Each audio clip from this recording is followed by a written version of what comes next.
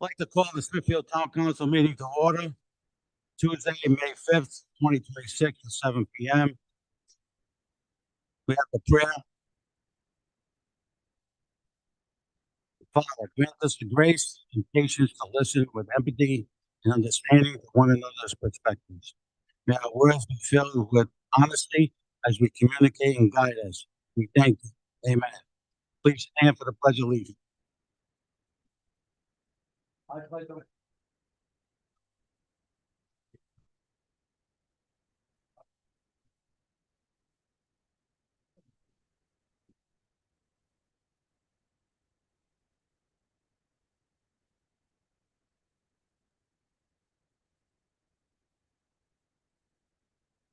Emergency evacuation and health notification. In the event that the council chambers has to be evacuated, there's two exits, one to the very rear of the chambers. When you go out that exit, there's a stairway to your right, leads you out to the front of the building. Second exit is to my right, your left, where you can see the exit sign. That stairway will go to bring you out to the side of the building. In the event of emergency, please do not use the elevator. Ladies' room and men's room. Men's room, as soon as you go out the rear exit to the chambers, is on your right. Ladies' room is 3 steps up as you leave the chamber on the left. So some of the ground rules tonight, if you'd like to speak on the matter of the data center, please go through those double doors. There's a sign-up sheet. Once the data center is in front of the council, I will ask for the sheets and we'll call everyone up individually with a 3-minute time frame because there's a lot of people. So I would hope that everyone stays patient. Try not to talk while other people are up at the podium talking. So with that being said, if you would like to sign up to speak, see Bruce, he's in the green, and he will get you a nice pen and a piece of paper to put your name on. Thank you, Bruce. Next on the agenda is presentations. A special recognition to DACO bus monitor Carolyn King and bus driver Renee Gray. Could you kindly come up to the podium, please?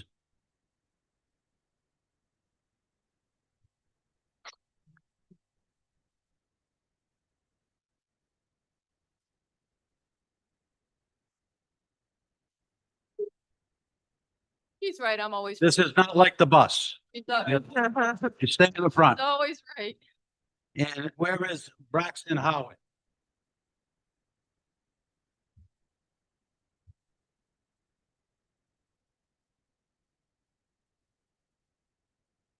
So I told Braxton when he came in, I said, Braxton, you're gonna go up on the altar here and we're gonna shave your head. So you can look like me. But on behalf of the town, I mean, so many times bus drivers and bus monitors are not recognized for the work that you do. We put the lives of our young children in the hands of the bus driver and the monitor.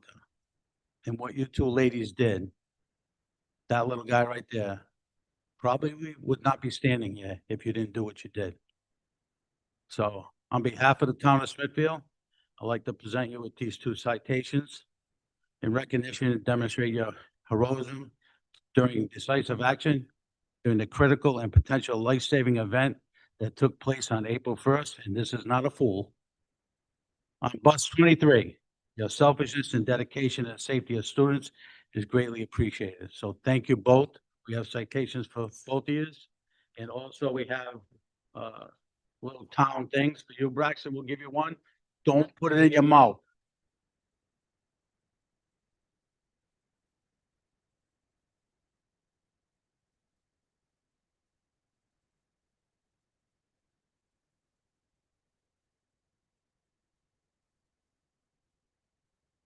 You want to go down?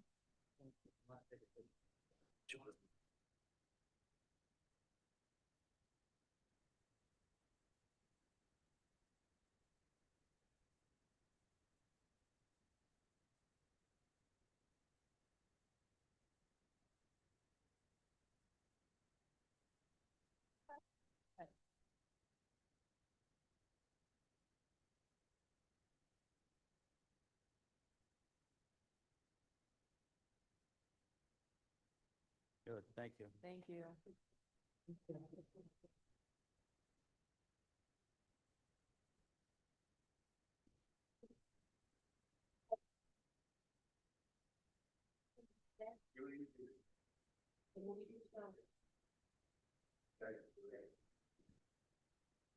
So cute. Good job.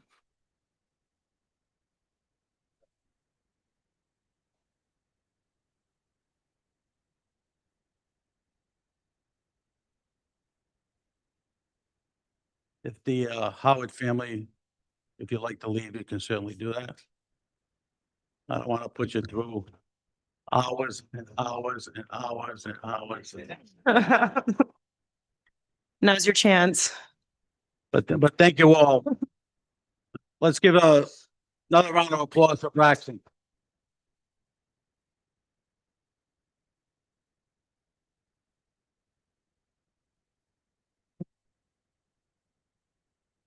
Good, so all the people can sit down. Yeah, just someone's name. Brian Rowan. Come on, get it right.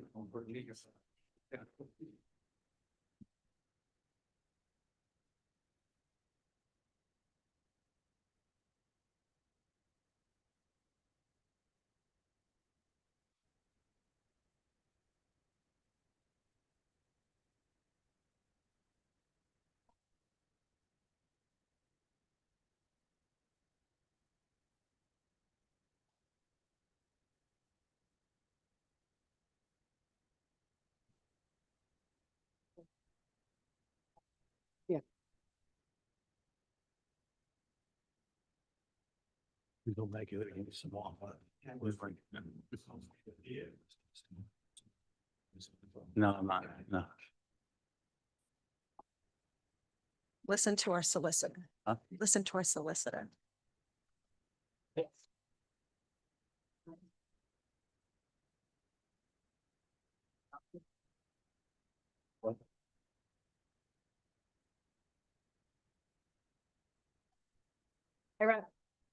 Greg. Kevin. The front. Greg just got here.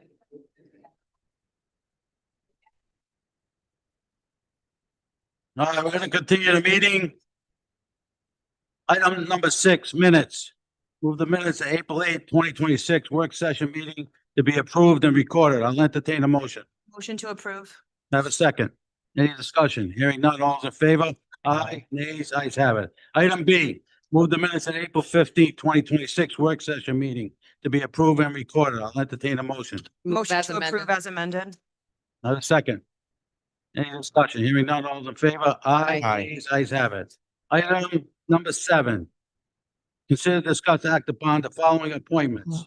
Planning board reappointments. There are 2. With terms expiring May 2029. I'll entertain a motion. Motion to appoint James D'Ambra and John Yocum. Do you have a second? Any discussion? Hearing none, all in favor? Aye, nay, ayes have it. Abstain. Abstain? Yes, I don't know why my mic's not. Yes, Item B, Water Supply Board Advisory Commission appointment with the term expiring in December 2028. I'll Motion- entertain my motion. Sorry, Mr. President, motion to appoint Dante D. Gregorio.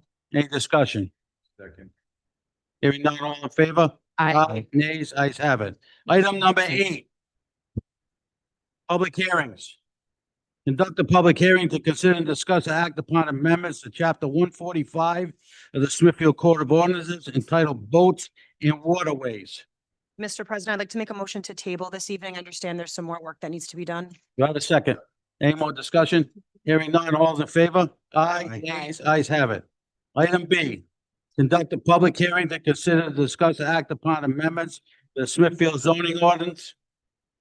Article 2 entitled Definitions, Article 4, Section 4.3 entitled Table of Uses relating to the data census sponsored by Council Vice President Angelica Bovis, Council Member Rachel Toppy, and Councilman Michael Ionati. I will open the public hearing. Is the planning director here?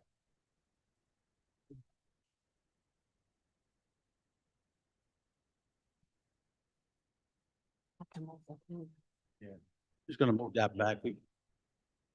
Thank you, thank you. How's it going, folks? You state your name, address. Gregory Gerton, 275 Stillwater Road. Can't hear you. Gregory Gerton, 275 Stillwater Road, Smithfield. Okay, Director? Um, so I will keep this pretty brief. What the amendment that's proposed does is define the use data centers, and it lists it in the use table as not permitted in all of the zoning districts. Happy to go into. Is Okay, we'll start over You here. guys are Hang making me on. nervous. There's a lot of you here. The ordinance amendment defines what a data center is and lists it as not permitted in all of the zoning districts in our zoning area.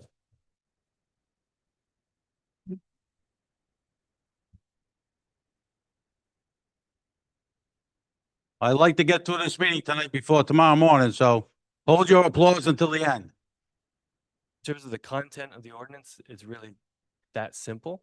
But I'm happy to speak to any aspects of this, answer any questions you might have for me regarding my memo that I had given to you or Yep, we're otherwise. gonna have, I'll open it up for the council. Have any questions from you, Mr. Gerton?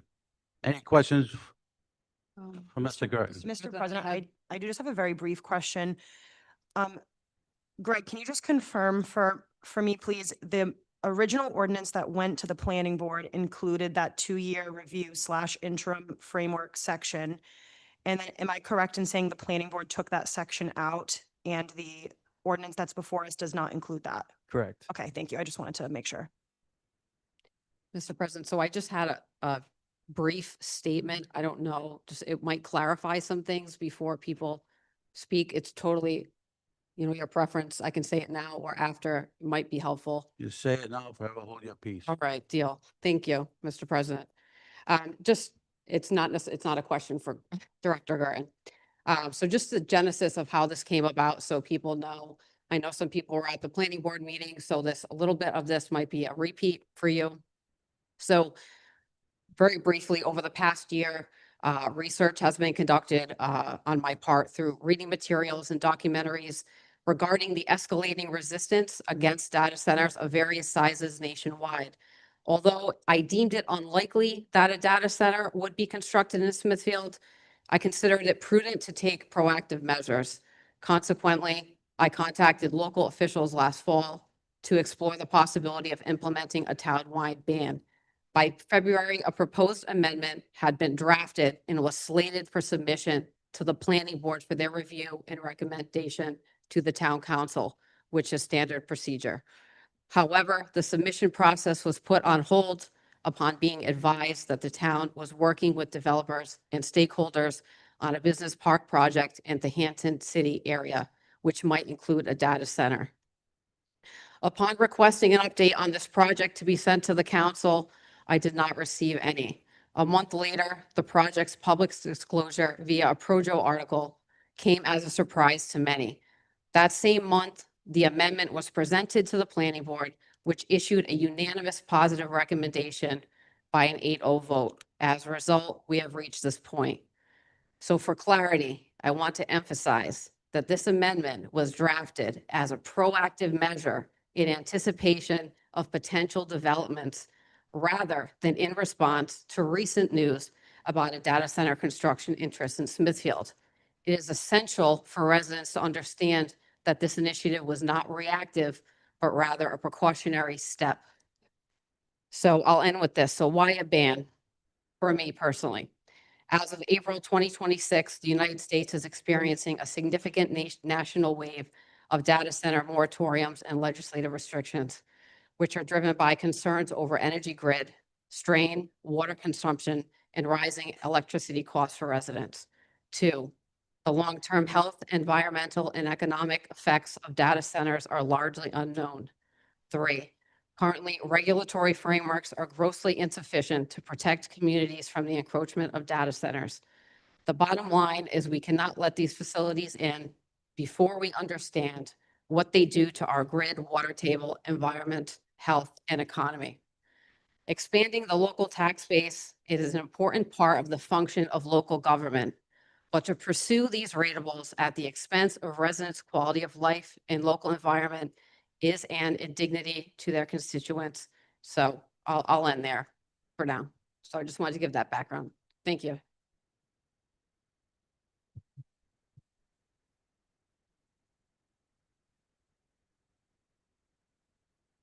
Any more questions for Mr. Girton? Greg, can you go through? Well, first of all, as a housekeeping measure, Mr. Girton's memorandum should be entered as part of the record tonight. Can you go through, in your capacity as a town planner, the proposed amendments, consistency with the comp plan, areas where it's deemed consistent? So my view, the proposed amendment is consistent with the comprehensive plan because it advances the plan's broader land use policies requiring sound land use practices, protection of natural resources, and attention to infrastructure and environmental capacity before additional growth is accommodated. There are a number of goals and policies that speak to this. In particular, goal land use 1 calls for establishment of a balance among residential, commercial, industrial, and all other land uses through development of sound land use practices. The goal calls for minimizing the impacts of the siting or expansion of potentially hazardous land uses. Calls for consideration of the natural capacity of the land to support future development.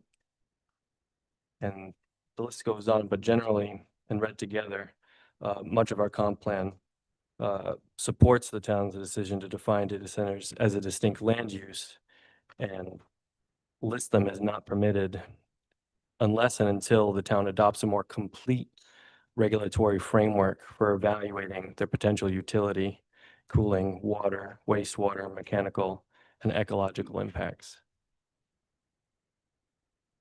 Any more questions, Anthony? Mike? So, is it your conclusion that the ordinance that you have prepared and submitted to us for adoption is consistent with the comprehensive plan? Yes. Thank you. Any other questions, the director? Thank you, Director. Welcome. Joel?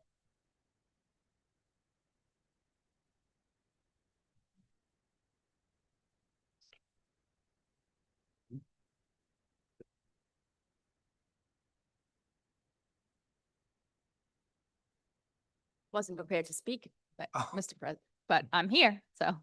Good evening, Joel Rocha. Did you want, I didn't know if you wanted to speak on the matter. not at this time, Mr. Okay. President, so, thank you. Bruce, can I have the sheets?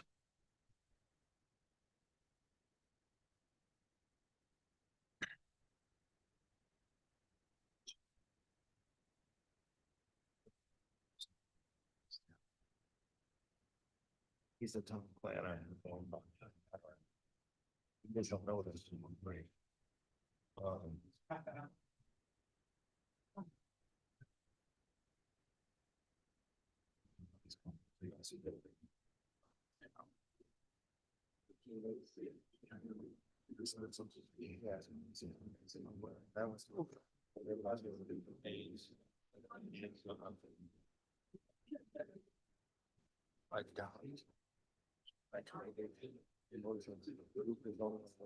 I go operates the findings.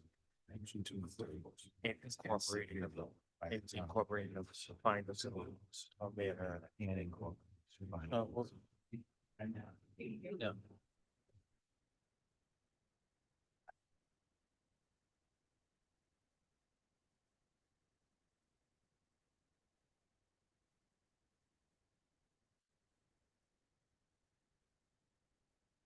The public hearing is open. If I call your name, if you want to speak, you're welcome to speak. If you don't want to speak, Bruce told me that some people thought they had to sign in. They didn't realize they were signing in to speak, so. So if I call your name, Cynthia Mulvey, 17 Waterview Drive.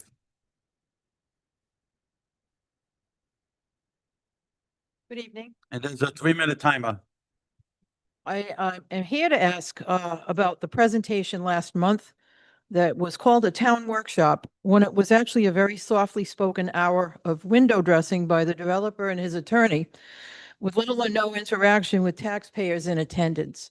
I also pondered the use of the tax seal on this document because it gives the impression that this half-baked plan is endorsed by town hall. Is that the case? I also don't care for the fact that this plan has been under discussion with the town for at least a couple of years without town council broad knowledge. Procedurally, you always want to avoid the appearance of impropriety, contrary to this course of action. Lastly, I call on Mr. Branca to advise us on potential environmental impacts ad infinitum, especially on the north and southwest sides of the development as a watershed to the Stillwater Reservoir system. Thank you. PJ Taylor? PJ Taylor?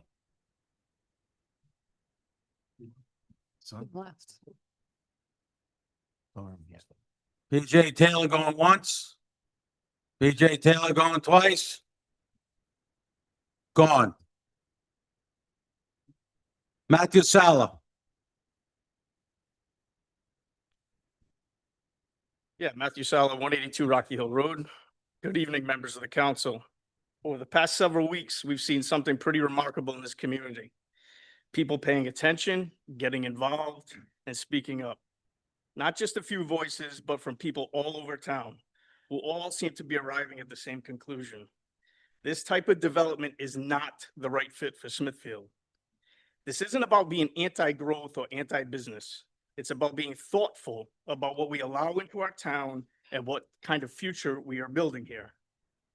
Because once something like this is approved, it's not temporary. It sets precedent. It opens the door, and it is very difficult to walk that back later. I would strongly urge the council not to dilute this decision with half measures or temporary solutions. Some sort of sunset clause or moratorium may sound reasonable, but it only creates uncertainty and invites the same conversation back again in a few years, after more time, more money, and more pressure have been applied. Tonight is the opportunity to provide clarity, not just for this proposal, but for the direction of Smithfield moving forward. Residents are paying attention. They've taken the time to understand what's at stake here, and they're looking to you to reflect that in your decision. I respectfully ask that you support a clear and permanent ordinance to ban this type of development in our community. Thank you.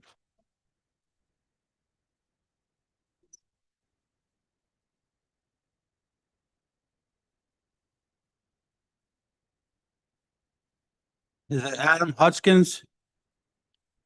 You're not gonna speak? Forever hold your peace. Kathleen Young?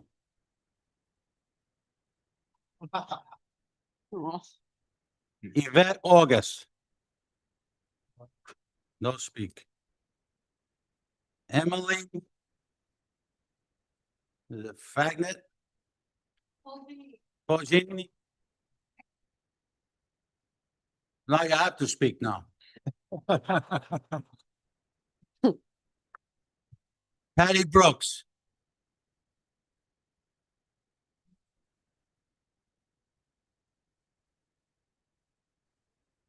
How you doing tonight? My name's Patty Brooks. I live at 6 Brayton Road. Basically, right around the corner of this proposed data center. I don't think it's a good idea for the town. It would be a temporary windfall, but an extended catastrophe for the environment and our town. I don't think should go in, and I hope that you guys agree with that. Thank you. Thank you for your comment. Cynthia Mulvey. Here spoke.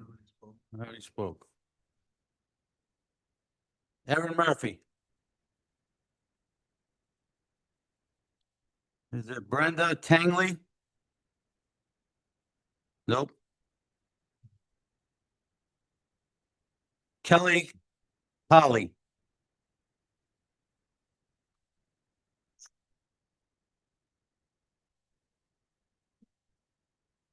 Minute time limit, so I will do my best to be concise. Eh.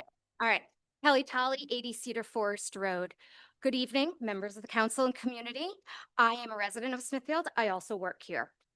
Tonight, I want to do two things. I want to share clear facts about the impacts of data centers in the real world, including water, electricity, noise, and ecosystem impacts, as well as respectfully address the information that the developers told this community and why our town needs to be thinking very seriously long-term risks and uncertain and unforeseeable promises.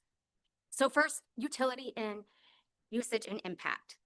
Water usage promises without a tenant and without a defined build out are not credible or enforceable. The developer said they do not have a tenant yet. And again, I know they have not submitted a formal plan for their data center or for their building. The developer said they don't have a tenant yet, but indicated the center would be a closed loop cooling and use 5,000 to 7,000 gallons of water a day. Water use is not a fixed number you can responsibly guarantee without knowing the tenant's compute load, equipment density, and final cooling design. Water utilities and sustainability experts repeatedly emphasize that water impacts vary by design and location and must be evaluated with disclosures, planning, and enforceable conditions, not a reassurance. And I also have all of my sources if you would like them. Continuously, the discharge of a closed loop water system and its wastewater typically goes into a municipal sewer or into the groundwater, posing contamination risks over time, including heavy metals and biocides. Once these are in there, it is nearly impossible to change or get rid of them. Smithfield relies heavily on groundwater and reservoirs. And again, once these are stressed and contaminated, we cannot easily fix them. Moving on to electricity, it's an estimated that 6 to 12% of the US electricity demand in 2028 will be consumed by data centers. This straightly contradicts Rhode Island's climate and energy goals. That kind of creates a stress load of real consequences on our grid strain, our infrastructure build out, and the pressure on energy planning and emission targets. We have a legitimate reason to ask who's going to pay for the upgrades and what is the long-term taxpayer impacts to them. In regards to our wildlife and our environment, in their presentation, there was no meaningful discussion on the impacts to animals, insects, birds, habitat corridors, or conservation lands. When the developer showed their maps of what was missing was actually our town. The visuals showed that they intended to clear more land, add more roads, increase traffic, but they did not show any of the nearest homes, the schools, the daycares, the organic farm that serves thousands of pounds of fresh food to our local food bank, the nearby land trust, the conservation area, the historic cemetery, and of course the trails and the habitat corridors that I've already mentioned that the wildlife sanctuaries use, such as bluebirds, wild turkeys, and monarch butterflies, as well as all the trails that are back there that are open to the businesses and the employees of those businesses, which they seek out to walk for peace and tranquility. So that omission really matters because you need to account for the surrounding sensitive areas that this proposed center could have. Yes. They had 2 hours. They had 2 hours. I am asking for Hang on, 3 hang on, minutes, please. hang on. I said it in the beginning, 3 minutes. You're more than welcome to give the clerk your testimony and we'll enter it into the record. I do not believe that is fair as a community member when they were here for 2 hours and I am asking for 3 additional minutes to rules- present my research. The rules were said in the beginning of the meeting. I 3 was minutes. upset. I wasn't even allowed. 3 to minutes. sit. So if you want, hand in your testimony. And I'll call the next member.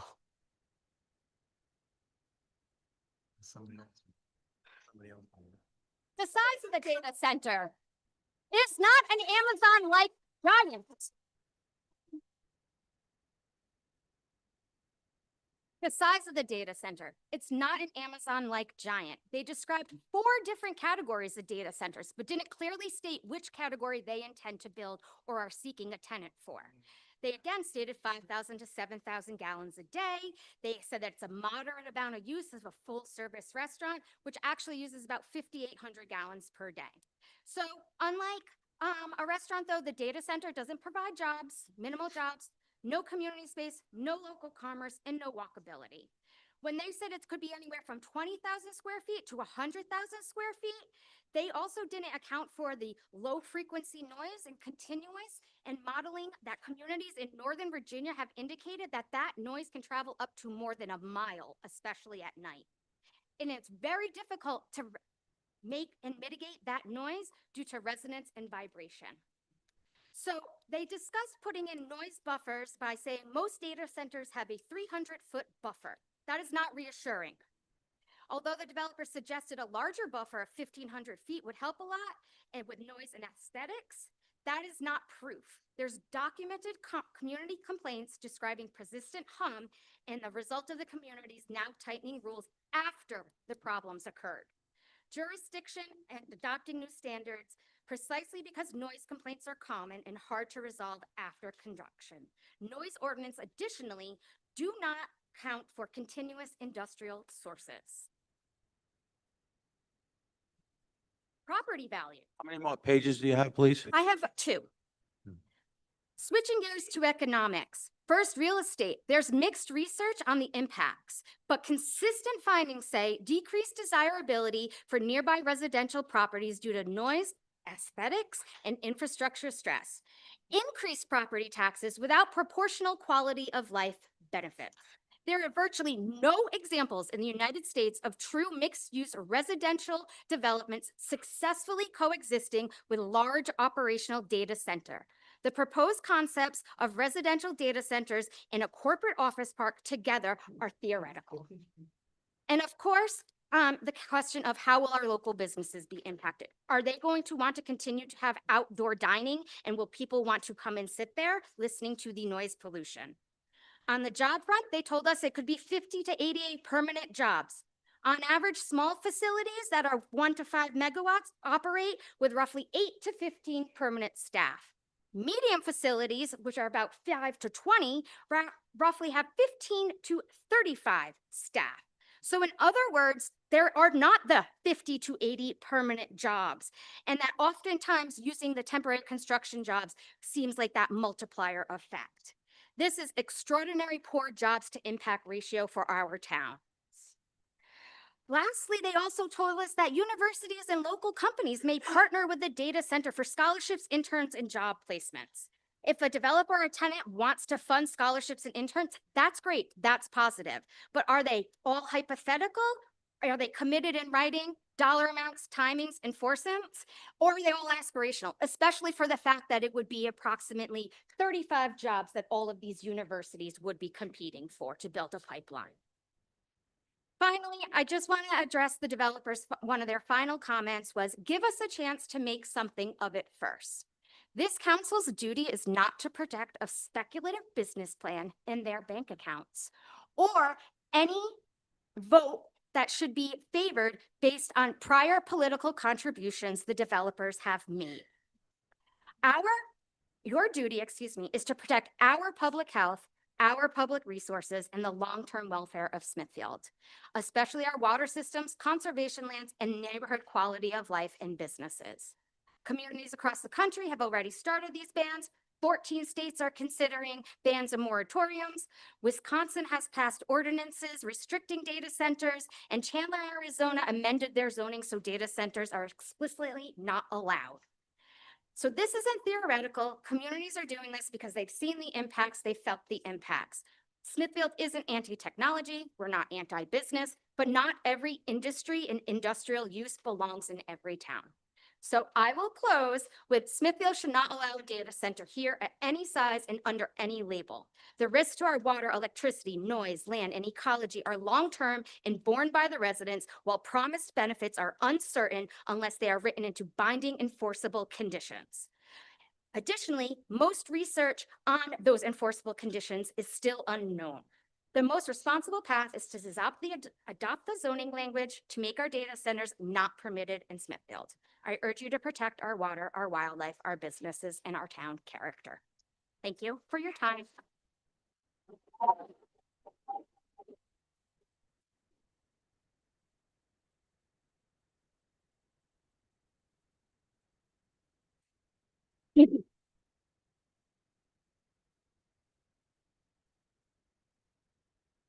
Demani Pinelli,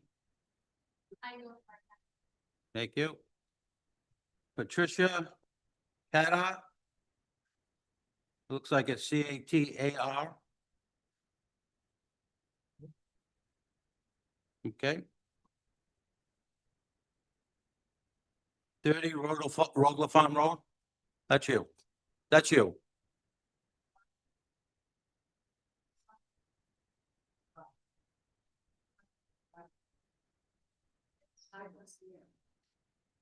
No one has mentioned the loss of productivity, activity, and livestock, death of livestock, inability of eggs. Excuse me for 1 second. Can you just state your name and your address? Yes, my name is Patricia Cafaro. My address is 30 Rogla Farm Road.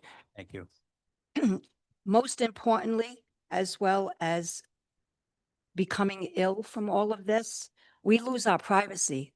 What these centers are doing is taking our privacy and putting everything about us into these centers. It's future government surveillance, and I'm totally against that. Thank you. Thank you. Looks like Arlene Rivet. Charlene River. Charlene Rivet. Charlene.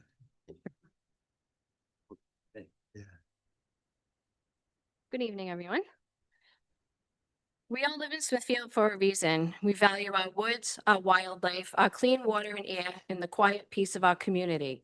But tonight, that way of life is under threat. Towns across America are already living the data center nightmare. We can't let Smithfield be next. We don't have to guess what happens when these facilities move in. The devastating facts are well documented. It will destroy our peace. Data centers require massive cooling systems that generate a relentless low-frequency hum.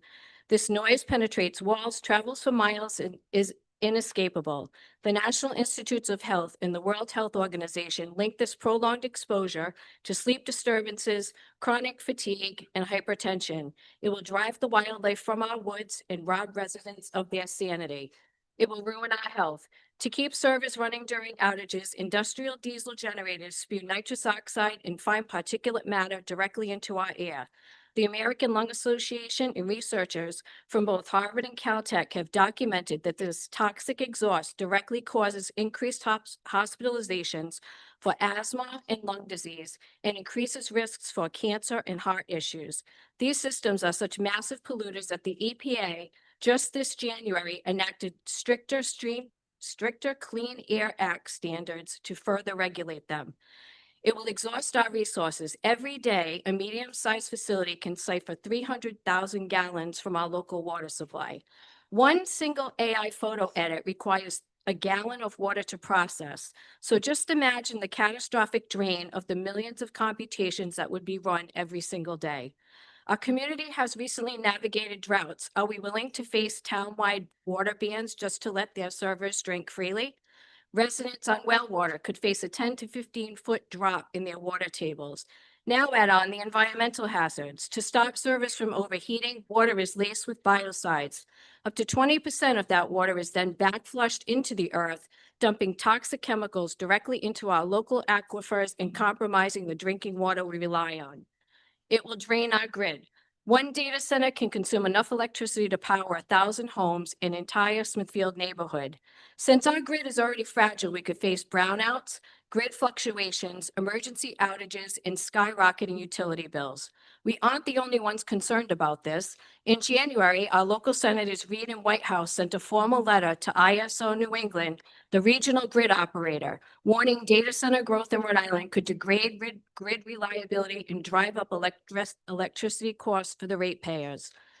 It's an economic mirage. Developers promise jobs, but it's a bait and switch. After the brief construction phase, these centers are vast automated warehouses for machines that require few actual workers. It's not a source that produces long-term jobs. Any financial benefit promised to Smithfield is wiped out by the demand for a 30-year tax break. We are already an economically viable community. We don't need to subsidize an industry that extracts our resources, strains our grid, and starves our local budget. We are sold the fantasy that a data center can be a safe and good neighbor. There is no safe version of an industry that demands the permanent sacrifice of our environment just to operate. You can't regulate an industry that's destructive. Safeguards won't unpollute our air, and ordinances won't restore the clean water we've lost. Installing sound walls won't mask vibrations. I ask you, does any good neighbor choke your air, poison your water, and then hand you the bill? Tonight is not about finding a compromise with an unwanted invasive industry. It's about drawing a hard line. We don't want further studies, workshops, or delays that keep our lives in limbo. We ask for decisive leadership from you, our elected leaders. Choose our health, environment, and quality of life over empty promises. Let our town be the example. End the threat of data centers in Smithfield once and for all. Pass an outright ban on data centers tonight, shut them out completely, and shut them out now. Thank you.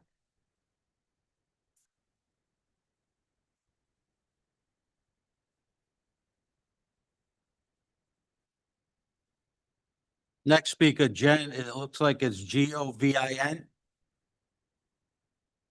You pass? Kate, Schapira.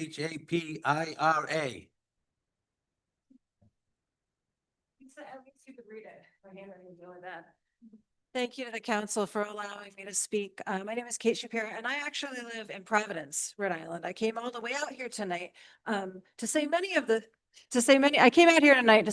things that have been said. Rhode Island has a commitment to polluting less by 2030 that we won't be able to keep if we build even one data center. We can't build renewables fast enough to meet increased demand, and some data centers reject renewables entirely because of the constant power supply that they require, which means relying on burning methane gas. It also might mean rising electrical rates as the increased demand puts a strain on an outdated and ailing power grid. I saw that there are protections for ratepayers in the proposal, but I'm concerned about those protections remaining in place. And I don't know about you all, but paying my electrical bill each month is getting to be a struggle. They take up land that we need for other things. Homelessness and housing costs are both up in Rhode Island. If we're going to build something, let's build places for people to live and work. Or let's leave in place the fields and forests that cool and clean our air and manage our stormwater and our soil erosion. I believe that the current area is zoned as a business park, but the town could vote to change that or just let the trees and grass do what they're doing for now. Other people have mentioned the noise. One source that I read compared it to the volume of a lawnmower next door 24 hours a day, every day. People living near data centers throughout the country have reported the symptoms that others have mentioned, including headaches, vertigo, nausea, difficulty sleeping, and a rise in their blood pressure. People have also mentioned the direct air and water pollution.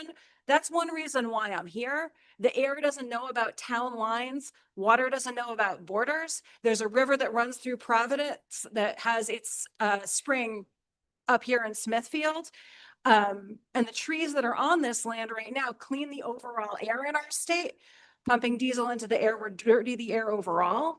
I know some data centers are also proposing building their own on-site gas-powered plants for even more noise and air pollution. As far as I know, that method is not being proposed here, but, and another person also raised this point, it's much harder to close something than to keep it from opening. Once it's up and running, Revity will be much more insistent about doing whatever it takes to keep it open, whether that's further tax breaks, more fuel, expanding the site, or what. It's true that I don't live here, but I would not want my town turned into a life support system for a data center or any other land-hungry, energy-hungry, power-hungry business, rather than housing businesses or even just woods that support the life of my community. I don't want that for Smithfield, and I don't want it for any Rhode Island town. So you all live here, and if you thought you needed this, if that was what I was hearing, I'd be like, okay, I don't live here. That's okay. but that's not what I'm hearing.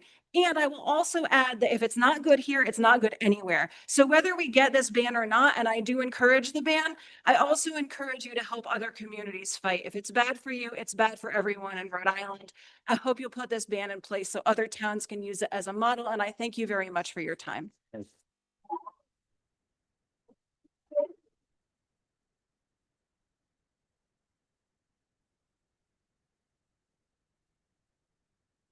The next person is Oleg, looks like Borges from Bryant University.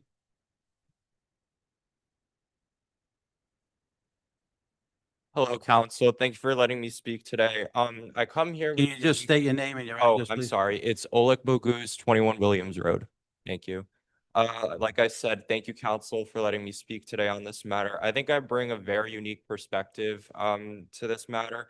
I went to Smithfield High School all 4 years, deeply involved in the community. I came before you all, I think November 2024, to propose a hurricane drive for the victims of Hurricane Helene in North Carolina. I've been very involved in the community ever since then.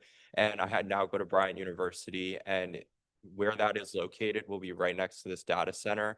And something I don't think a lot of you know is Bryant University has a building on the Fidelity campus on the other side of Route 7, where pretty much everyone in the student body takes classes in that building. Up to 3,000 kids will be in that building throughout the week, taking classes, doing academics. And the noise pollution will be extremely detrimental to that. And also just the overall environmental impact will also impact that immense student body right next to the data center. So I urge you all know that doing this will impact how many, that it will reach. The fact that we have a data center will reach out to people who research Bryant, who will want to send their kids there. And doing this will also decrease the amount of kids that want to come to the university, and decrease and just not really want to come to the university overall, therefore taking attention away from our town and just reducing the university's percentage.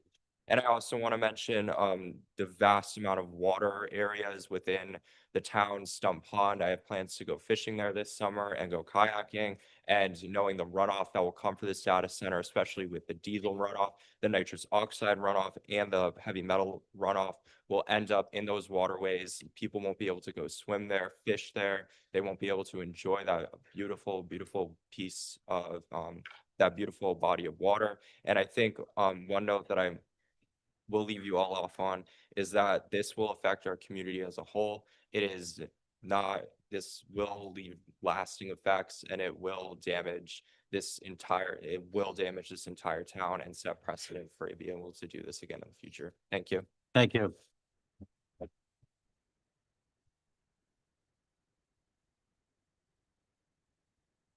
Next speaker, Thomas O'Burke for 35 Sprague Street.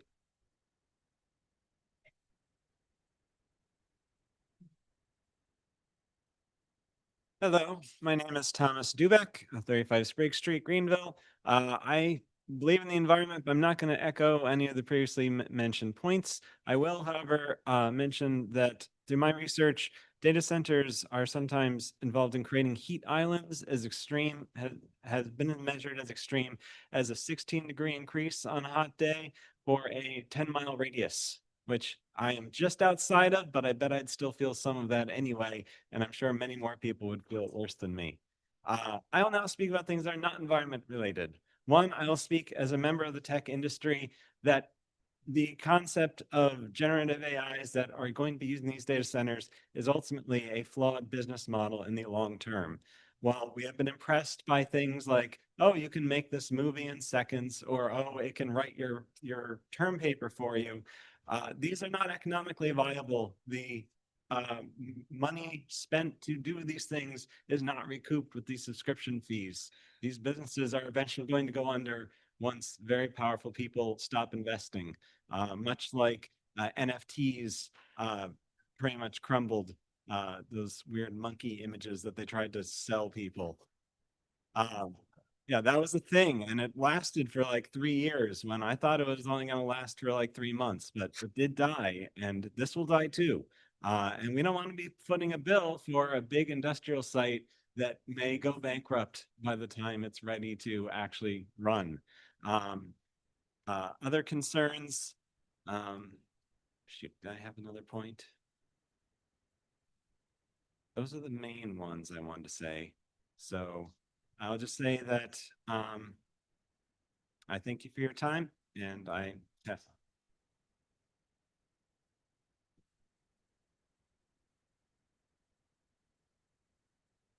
Samantha Zimmerman.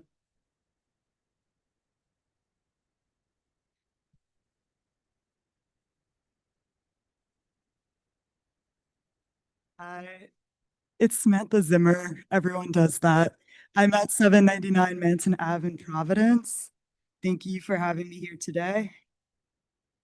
I also will not be repeating too many points that other people have brought up. But I just wanted to add that Rhode Islanders carry some of the biggest burden in terms of utilities throughout the country.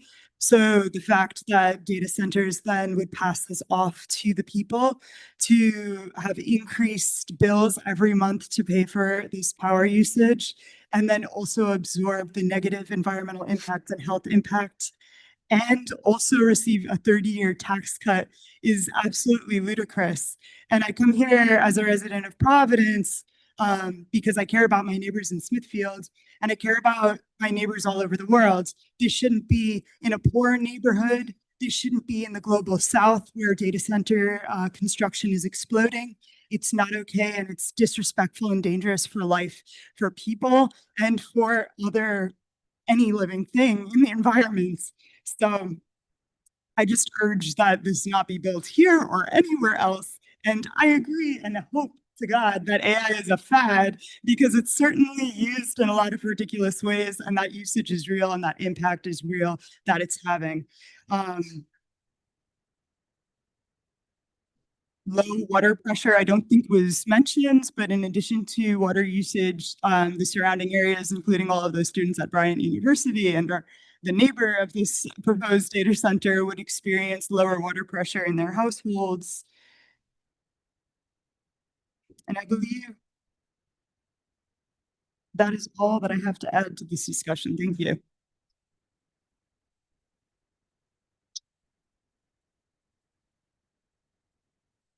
Andrea Morrison.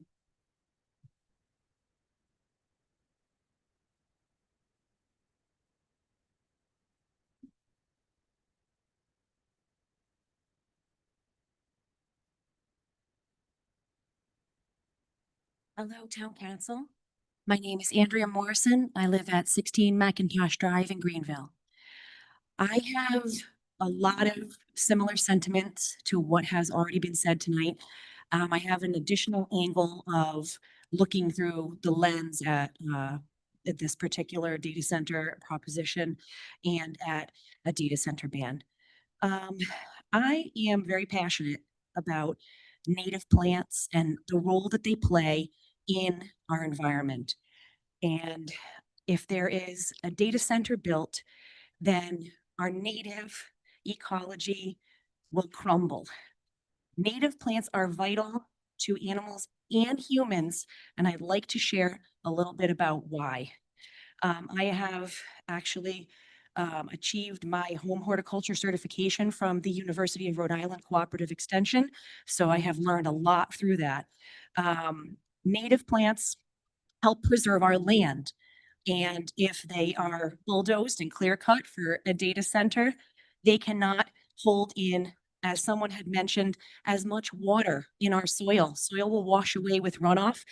Native plants have deeper roots that actually are stronger, and they absorb more water than non-native plants.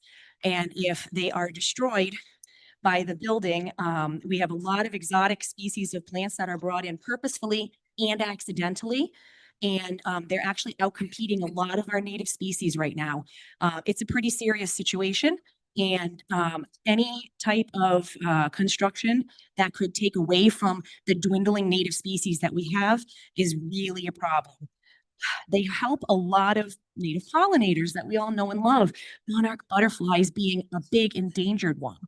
And when Native pollinators and native plants evolved for hundreds and hundreds and thousands of years together. They have a beautiful harmony where these plants provide the exact nectar nutritional balance for these native pollinators and provide the perfect host site for them to lay their eggs. Now, if these plants are destroyed in a large area, such as a very massive data center construction site, all of the pollinators still need to eat and they have to use what they can find, which may give them subpar nectar. They will lose energy, and it has been seen that they are actually dying before they can reproduce in environments where there's only ornamental exotic plants. When there's no pollinator eggs, the bird population is decimated. 96% of migratory songbirds actually have hatchlings that live on an exclusively larval diet. They can only eat grubs, caterpillars, and other insect larvae or they die. So everything is connected and it all starts with native plants. Another concern is endangered and historical species and historical landmarks on this potential site that this might be constructed on. We have the Endangered Species Act in our nation that actually makes it illegal to remove or destroy endangered species on any type of site for construction. So there needs to be a study regarding all of the endangered and threatened species, state and federally recognized within this site before anything can ever move forward. Additionally, there, I believe, are ruins and other historical sites within this property. So a historical commission would need to be reviewing this to make sure that our town's culture and history are preserved as well. At any rate, data centers, they're harming people and they're harming plants, which harm animals and humans and everyone. And data centers have no place in our town. Thank you for your time. Thank you.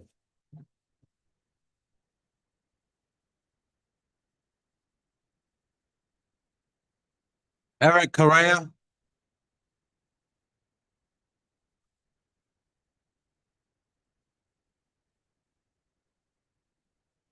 Wasn't really gonna speak tonight, but I'm here. So Eric Correa, 5 Deer Hill Drive. I'm a little laryngitis, so it feels like every 3 months I'm in front of some kind of board in this town. I moved here from Johnston, Rhode Island. I was able to, upgrade. I love Johnston. I had a beautiful house. But the opportunity and hard work got me here to Smithfield. It seems like every month or two, we're talking about ripping more trees down. We're talking about creating new infrastructure. The condo association, I was at every single meeting for that. They wanted to rip up all that farm behind the airport. Okay, I turned down to take a left to take my daughter to school. They're ripping up the woods all the way up in a straight line next to the river. What they're doing there, I have no idea. You come off Route 44 where all those buildings are, they're clearing more stuff over there on the right. We've got all kinds of land for lease at the top of Route 7. There's nothing going there. Okay, there's buildings for lease all over the place. Not even mind this data center. What do we need a business park for? I don't know how these developers sleep at night. They just want to come in here and take our money, take everything from us, and it doesn't give us any benefit and a tax break to boot. So I'll tell you what, you want to pay my electric bill and all these people's electric bill every month, maybe you can talk to me about something. But there's no benefit at all for any one of us in this room. And my doctor will be so pissed off that I'm talking right now. If they're in this room, I'm sure they need to do something else. I've always wanted to take my daughter for that Heaton City Haunted Tour. That'll be gone. All this stuff, they just want to rip it out. It's just ridiculous. End this. I'm asking you to end this. We already got a deal with everyone to build a freaking condo. Just end this stuff, please. Thank you.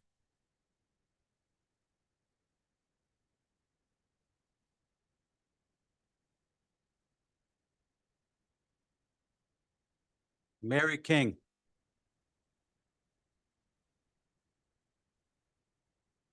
Mary King going once? She left. Elaine Pellegrino? Polino? Budget must be off. Hello, I'm Elaine Polino. My address is 155 Pleasant View Avenue in Smithfield, Rhode Island. Wow, I got to say one thing. I've never seen so many people from such diverse backgrounds, and I can tell different political views, all standing up for the same thing, that we want to keep our rural areas rural and keep our green areas green. And I'm so grateful. If we can get along on all the other issues in Rhode Island, this would be the best state in. Yes.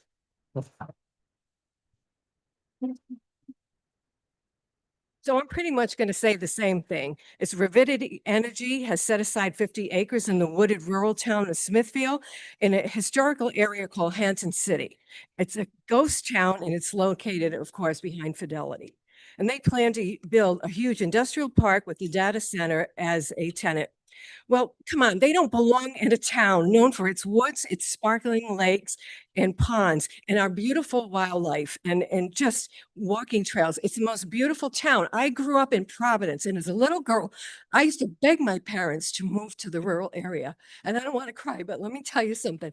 They finally did, and we live in a beautiful place. And well, they passed, but I have the house now, and it's beautiful. It's on a pond, and I do not want wastewater coming down from a data center. I don't want to hear humming all night. I don't want to have all the beautiful wildlife and the birds and the animals going through my woods taking off and never coming back because of this data center. I mean, they use as much electricity even as 50 megawatts a month, equal to 60,000 Rhode Island homes in 1 month. And there was a gentleman, Brian Kennedy, and he's a Westerly Democrat. He stated that he put guardrails in the bill H7331. He stated that no such cost will be recovered from residential customers or other commercial customers that are not data centers. And meaning that, you know, even though they're going to run up tons of electricity, we're not going to have to pay the overload. Well, baloney, I guarantee we will. And now for the EPA regulations. Communities living in close proximity to EPA regulated data centers have a higher pollution burden compared to the national median. The large gas on-site generators fill the air with CO2, plus their backup generators are diesel powered. So we will also have the fumes from all the diesel. And the noise pollution, again, our precious wetlands and our wildlife, I believe is going to be affected by the water. I mean, the noise and the pollution too. The waterfowl breeding areas could be affected and chaos by the noise and chaos, I'm sorry, a data center can bring. And the 30-year tax break incentive will mean less taxes for them, but the property taxes of our Smithfield homeowners could skyrocket to make up the difference because somebody has to pay for this monstrosity.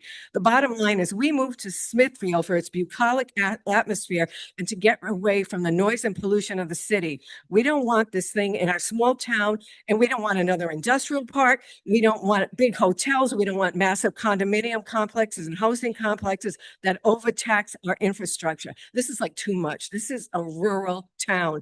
And let me tell you, I did some research. China builds the data centers under the sea, and they cool their servers by spraying seawater in between the servers. So why don't we serious research something like that, their technology, and see if this is a viable alternative before we start destroying our beautiful countryside and pollute our rural communities. I say no to all data centers all over Rhode Island, especially in Smithfield. Thank you.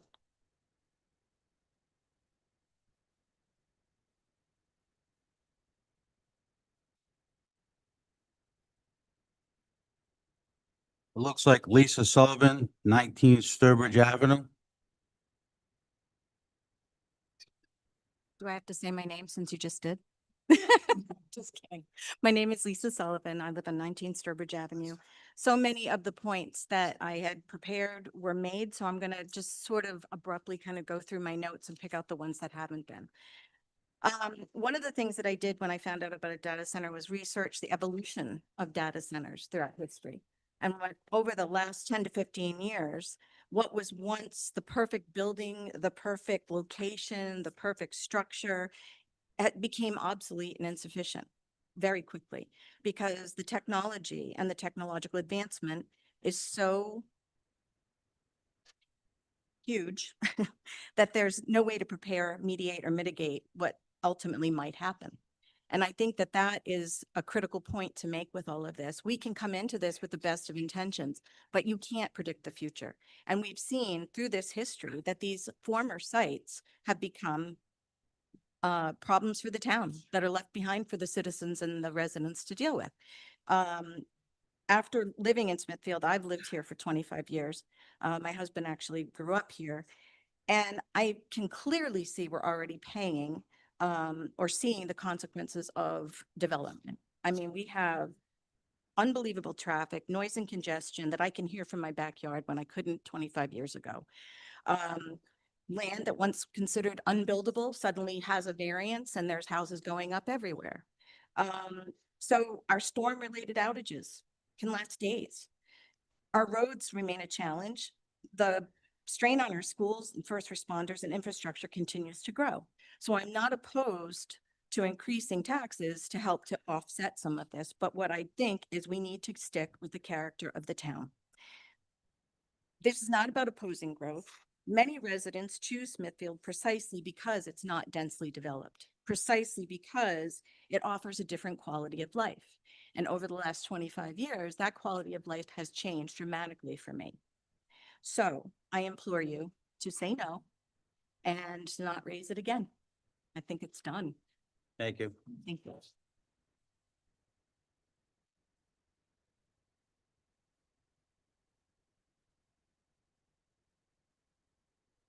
Michael, I can't read the last name, 18 Maple Crest Drive.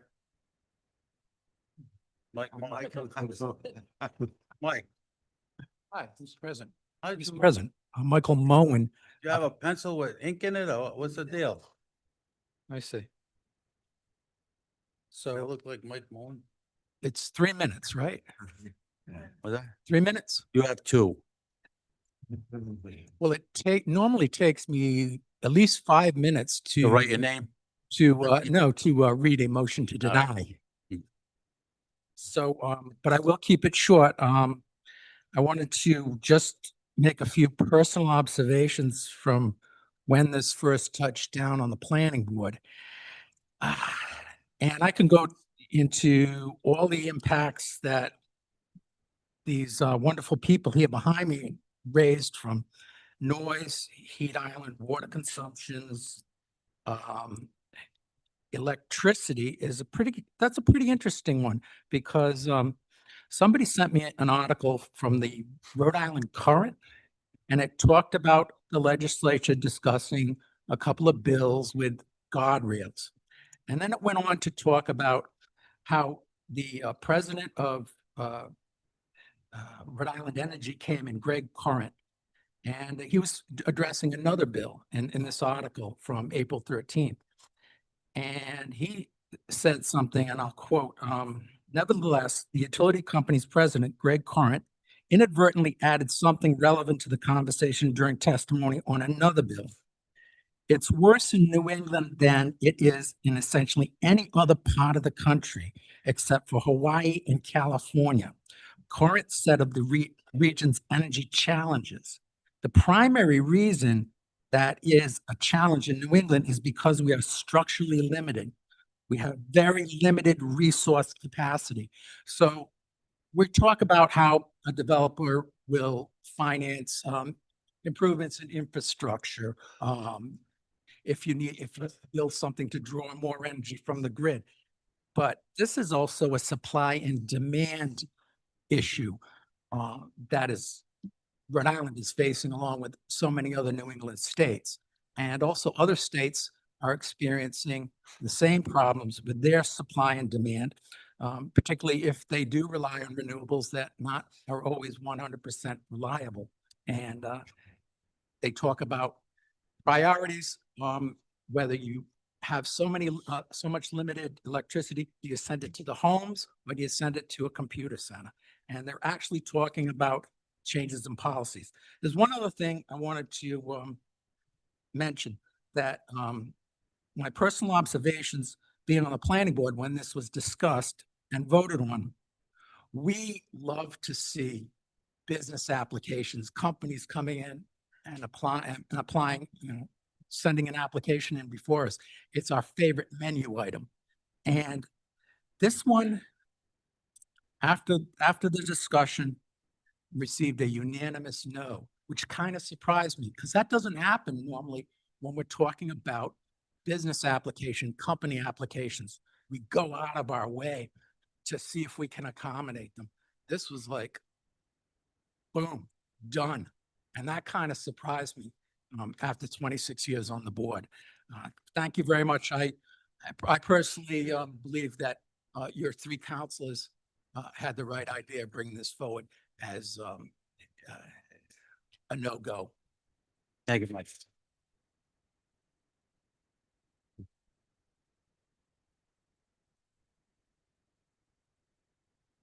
Chris Codden. Chris Codden.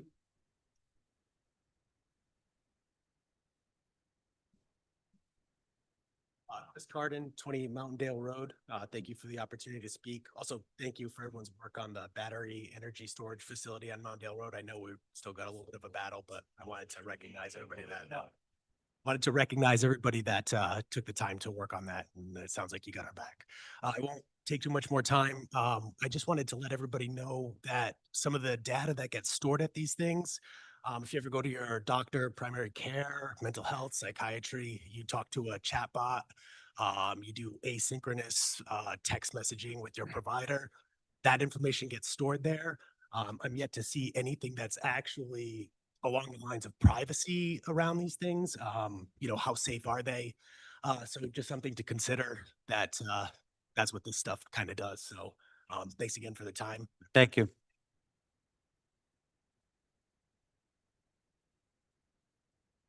Matt C.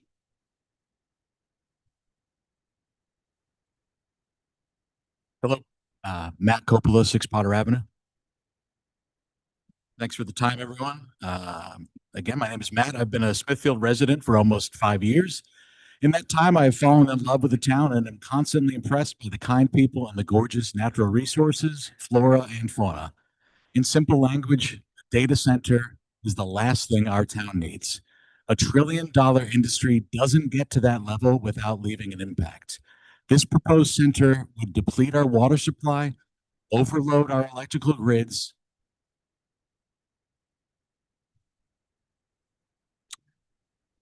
and leave a wound on our community that will never heal. Those in favor of the center will use the argument of the aforementioned closed loop system that claims the water is filled once and then recycled forever. This argument unfortunately leaves out some very important details. As AI demands increase, the heat these machines generate is outstripping the closed loop theory. To keep service from melting, a data center has to bleed the lines to remove toxic sludge, which are also known as forever chemicals, and bleeding needs to be evaporated. It does not stay in the loop. This water evaporates into the sky by millions of gallons. Now, the industry will argue that these forever chemicals are within regulations, but unfortunately, the studies that they use to back their arguments are almost always self-funded.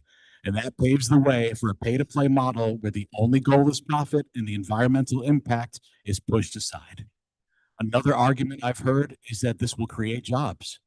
I give you the example of the JP Morgan data center in New Jersey, where the company was given a $77 million tax break for a data center expansion while creating one permanent job.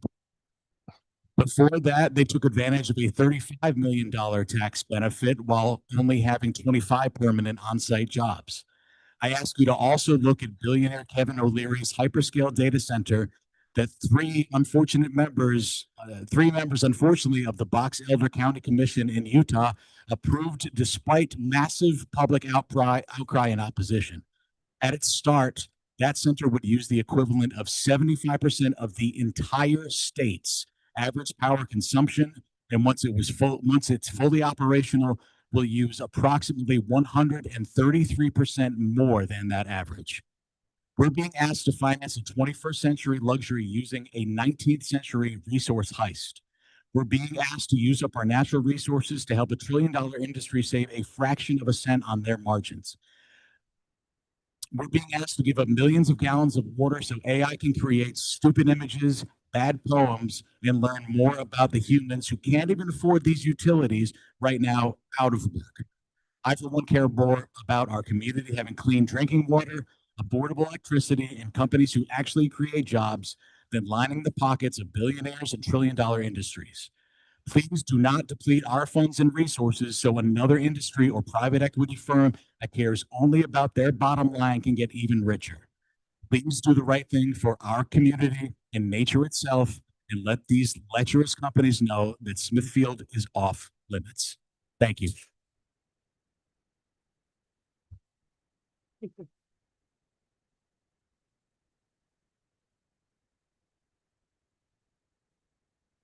Anne Marie Beaudelet?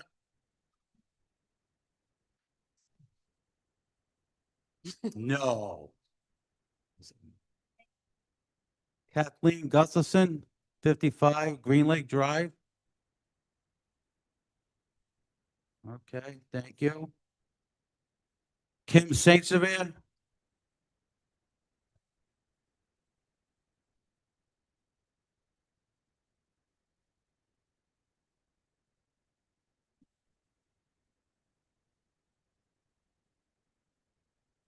Good evening. I am Kimberly St. Sever, resident here at Smithfield, and I thank you for your time. Kimberly, can I have your address, please? 82 Coolridge. So I came here tonight to state that data centers are a bad idea, and I still believe they are after all I've heard. In fact, everything that has been said, I agree with wholeheartedly. However, I am confused. We are putting this up for discussion. We have no Rhode Island statute on data centers. None at all. Other states have guardrails around their data center use. Those that have data centers have agreed to do data centers. Now, mind you, I don't care if we never have a data center. In fact, I do care. I would rather not have one. But if we're going to have one, we're going to have a Rhode Island state statute in place that will provide the guidelines that we need, which include cost shifting mechanisms so that the consumer does not have to pay the bill. We need transparency and accountability, which means disclosure and reporting obligations, environmental impact statements on an annual basis. So I looked at the Senate bill. There is a Senate bill, for those who don't know, 2776 on data centers. It is 2 pages, and most of it is not about the data centers per se. It's old language from zoning, etc. And what it does say is good in concept. It's cost shifting the cost, and it's requiring water reporting on water usage reporting. Good stuff. But the statute, I mean, frankly, the proposed bill is so vaguely drafted that it's problematic.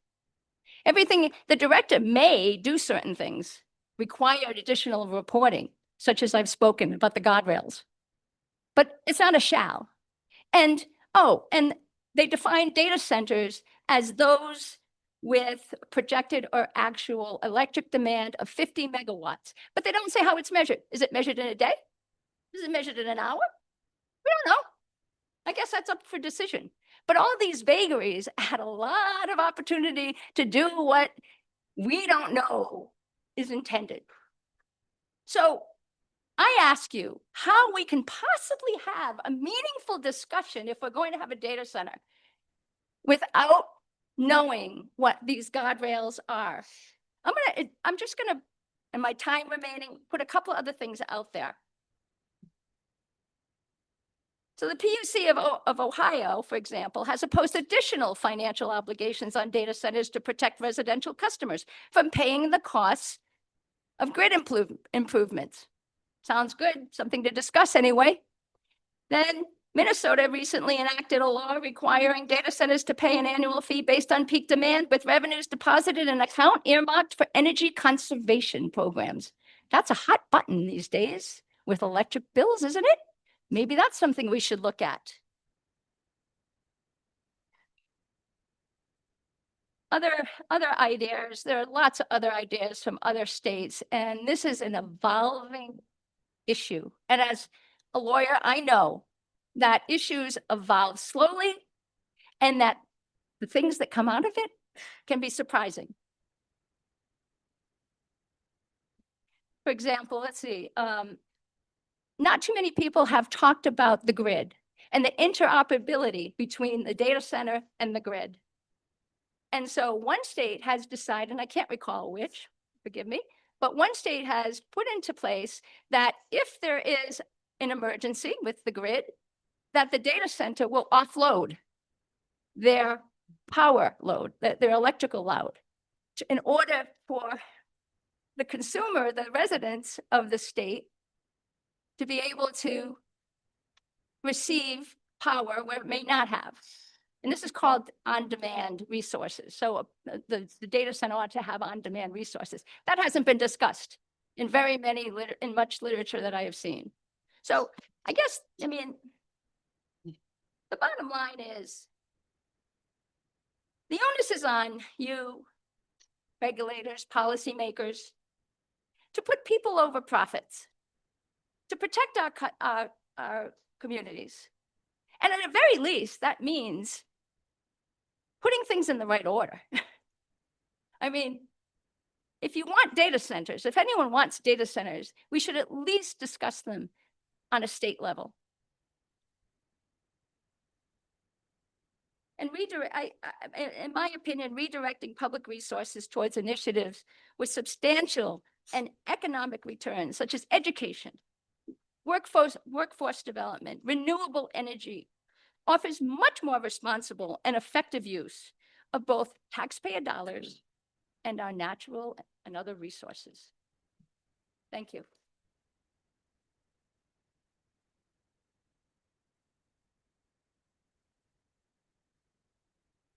Richard Graven, 37 Old Forge Road.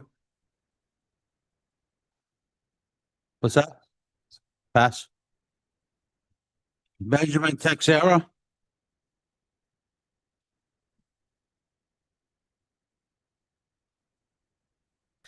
Hi, I'm Ben Texera, 22 Mayfield Street. I'm also a software developer, so I know an awful lot about AI, its uses, and its consequences. One of the things that has already been brought up a little bit, but I do want to reiterate, is that we're in something of an AI bubble right now. There is absolutely no AI company that is profitable. They're all being put up by round after round of venture capital, or the big money that's been stored up by Google, Meta, all of those companies. None of these are profitable. They are basically waiting out to see who's going to come out on top. The rest is going to die off.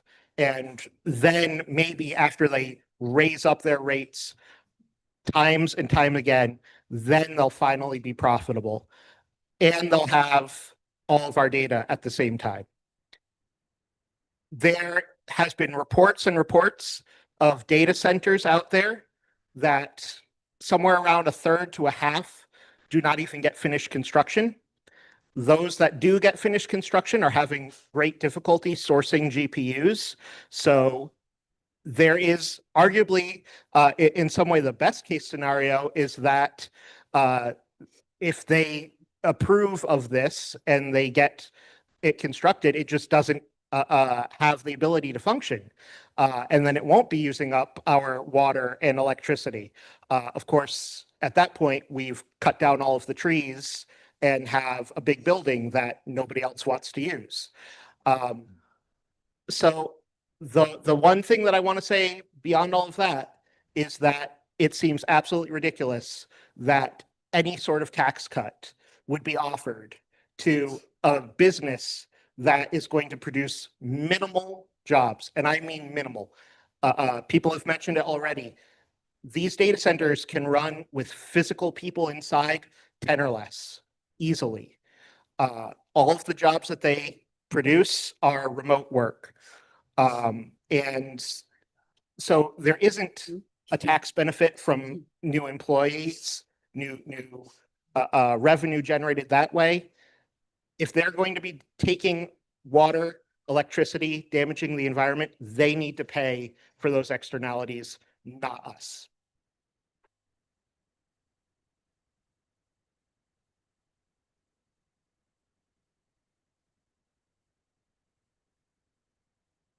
Next speaker is 71 Fauna Pike. I can't read your handwriting. Anyone here from 71 Fauna Pike? Come on up. Come on up. That's not me. I can't read the writing. It's not him. I'll speak for 30 seconds. Go. Go. I wasn't gonna, I didn't know if I was come tonight. I wasn't even gonna speak. Time's My up. name is Paul Lefebvre, as you know, 35 Rimwood Drive, Smithfield. I lived and worked in Smithfield since 1984, was 16 years away in Burrillville. Came back 3 years ago. The only thing I want to say is in Burrillville, they want to put a second power plant. Michael Polsky's Invenergy. Myself and a bunch of others, I won't say the names, and he knows, Pat Ford knows who was involved in that. We stopped Invenergy from coming in. First time ever they were ever stopped anywhere. They lied about everything. It was pollution for air, land, water, light, sound, on and on and on. I can read your quotes I read at the State House with the nature and all that jazz, but I just want to say, and I'll shut up now, is that they were tough and there was I don't want to say lie, I want to say there were a lot of false things that they were said. And this is going to be on steroids if this comes. That's all.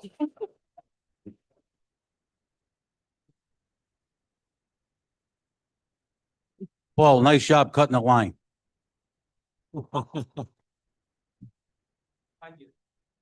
Kevin Pierce, 15 Sutton Street. He left. Manny McConnell, no address.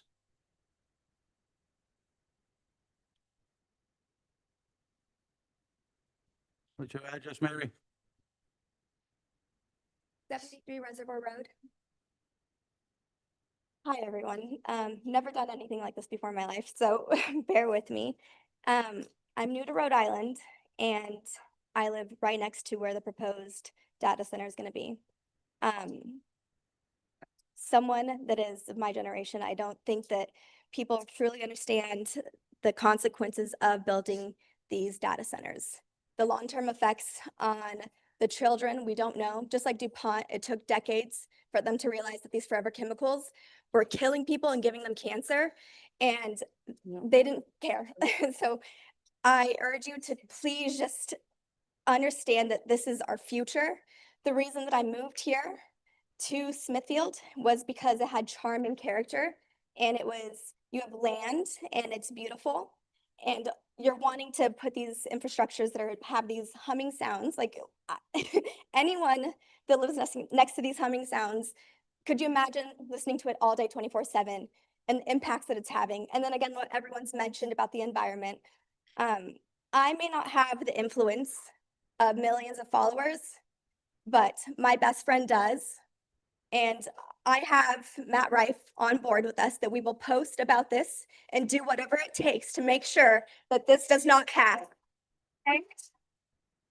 Thank you.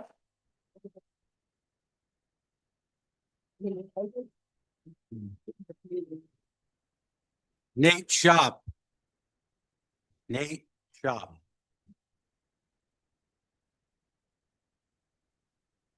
Good evening, everyone. My name is Nate Sharp. I live at 9 Louisiana Drive, actually right behind the town hall over here. Everyone has said so many fantastic things tonight, and I'm so pleased with the turnout here. So thank you, everyone, for coming. I want to harp a little bit more on the historical impact that I think it'll have on this town. We have Hampton City that's right in the area where this data center is going to be built. It was built back in the late 1600s and was a thriving town by the 1730s. And the way I look at it is, we built this on top of there. That history is gone. That along with all the trails back there, and I think, would we bulldoze, say, the Smith Appleby house for something like this? I don't really think so. So with that being said, I'm keeping this short and sweet. Let's keep Smithfield peaceful, beautiful, and let's preserve our history, because it's not only Rhode Island history, it's not Smithfield history. This predates, the Declaration of Independence. So this is not just Smithfield history, this is American history as well. So thank you.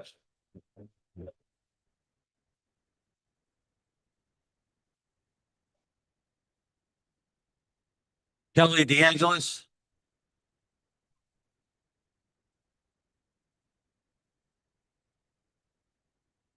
Hi, thank you so much. My name is Kelly DeAngelis. I live at 4 Cottonwood Court.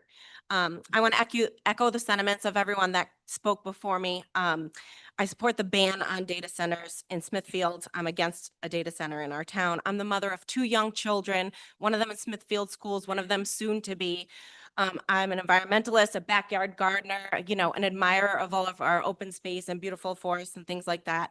I support local businesses. I've been living here for 10+ years. I have a home here. We're already facing threats of climate change. People have already talked about this. We've all seen shorter winters, less snow, less spring rain. We're having a drought right now. More frequent and extreme weather events. We don't need additional stressors that this data center will bring. We talked about electricity prices skyrocketing. We already have a limited infrastructure. It will only get worse. It's not going to get better. And then the cooling, we've talked about cooling fluid. When that is dumped into the environment and inevitably leaks into the environment, it's actually really hot because it's just been circulating around these computers that are generating tons of heat. So that going into our environment is its own pollutant on top of whatever chemicals are inside of that.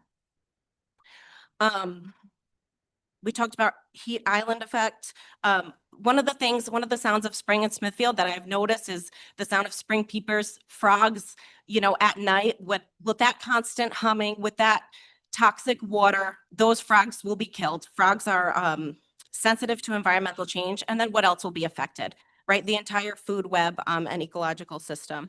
Our town is for our residents, and our council should act for our benefit, not for the benefit of corporations. Jobs will not be created by this. We should care about people. We should care about our future generations. I want my children to grow up here and have a positive environment. Like, we're trying to cut school budgets and we're not supporting housing developments for people, but we want to provide this data center for AI. I don't think so. So as another gentleman said tonight, end it. Thank you.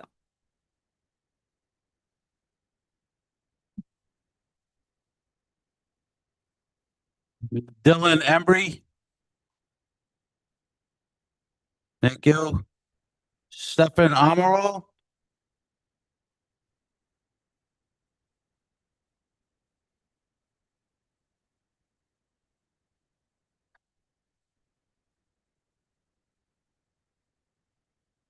Hey, how's it going? So Stephanie Emerald, 2 Rosemont Ave. I'm actually a resident of Cumberland, but so you guys border me. I have a lot of friends and family at Smithfield, though. Again, this is a community, this is a state, this isn't just your town against our town. It affects you guys, it's gonna affect us as well as everyone else. As some people have said, pollution doesn't have a border. That's gonna be air, that's gonna be water. It's gonna affect us indirectly or directly, one way or the other. The constant buzzing sound of 24/7 is going to cause issues with our health. It's going to cause issues with our animals and our livestock. I've heard or I read that the livestock, their body masses have decreased. I think 30%. The same thing with chickens, going to produce 50% less eggs. So again, it's also going to cause issues with our food sources. And then with the water, it's billions of gallons of water every day. We're in a drought, it's not an infinite resource, our water, it's a necessity to live. So for us just to say, hey, you guys have to conserve your water, but we're gonna allow these people to use all these gallons of water in a day, and then for the foreseeable future, that doesn't make sense. You can't have it both ways, And then I know there's some studies saying, oh, but we'll have a closed loop system. That sounds great. We'll use less water. But what you don't know is they'll have to push out that water back. So that's PFAS. That is forever chemicals. That's going to leach into our soil. That's going to leach into our water. Again, it's just causing issues left and right. It just doesn't make sense. So if you want to have a future with, you know, your kids, your grandchildren, or just like the state and just general in the world, like you would say no to the data centers. Once the damage has been done, it's you can't repair it. It's just done. And one other thing too, someone had said that the NFTs, and I agree, it was definitely a fad. If AI is so great, then why is it being shoved down our throats? You know what I mean? It's not great at all. You know, it's just it's dumb. It really is. If we want to have a future, we should not have a data center here at all. Yeah, I'm trying to think. Anyway, I think there's a lot of great points that everyone has said. You know, I'll just mention a couple of things too. Again, with like the sensitive, but like our ecosystem too, like the bats, they're gonna like eat our mosquitoes. They won't be here. Same thing with bees, with pollination. Again, it's just gonna affect us. Again, like the air, the water, the farming. And at the end of the day, like you guys are no different than us. We still need water, food, and air to live. So say no to data centers. Thank you. Thank you.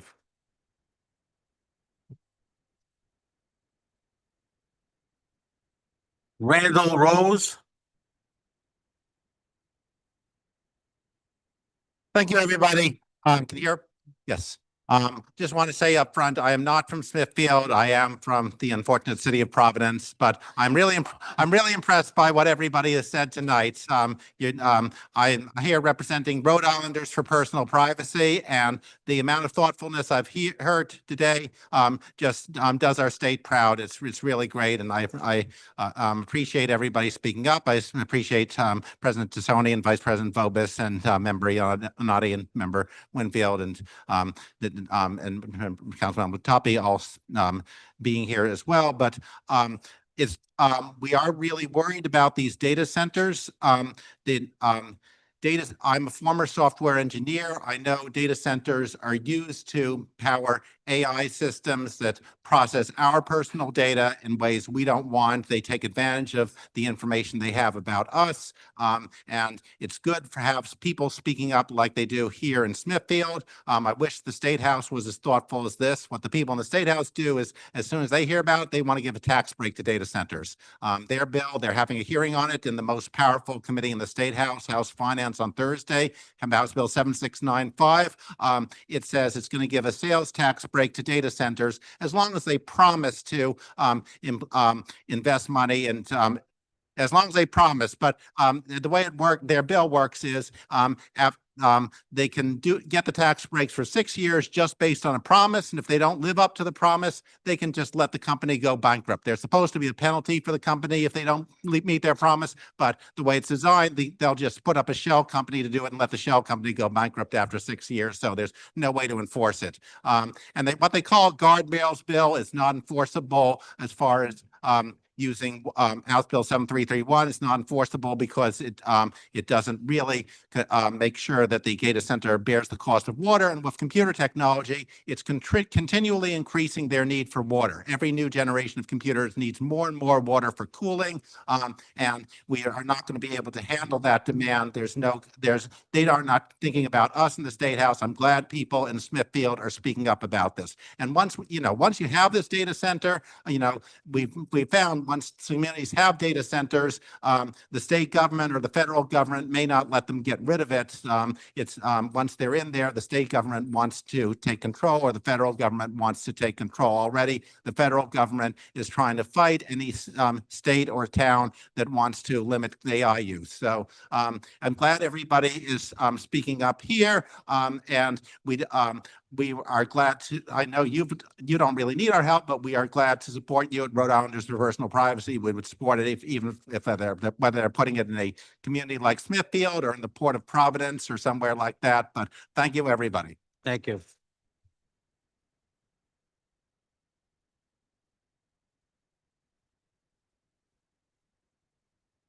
Jessica Del Toro, 19 Oakland Road.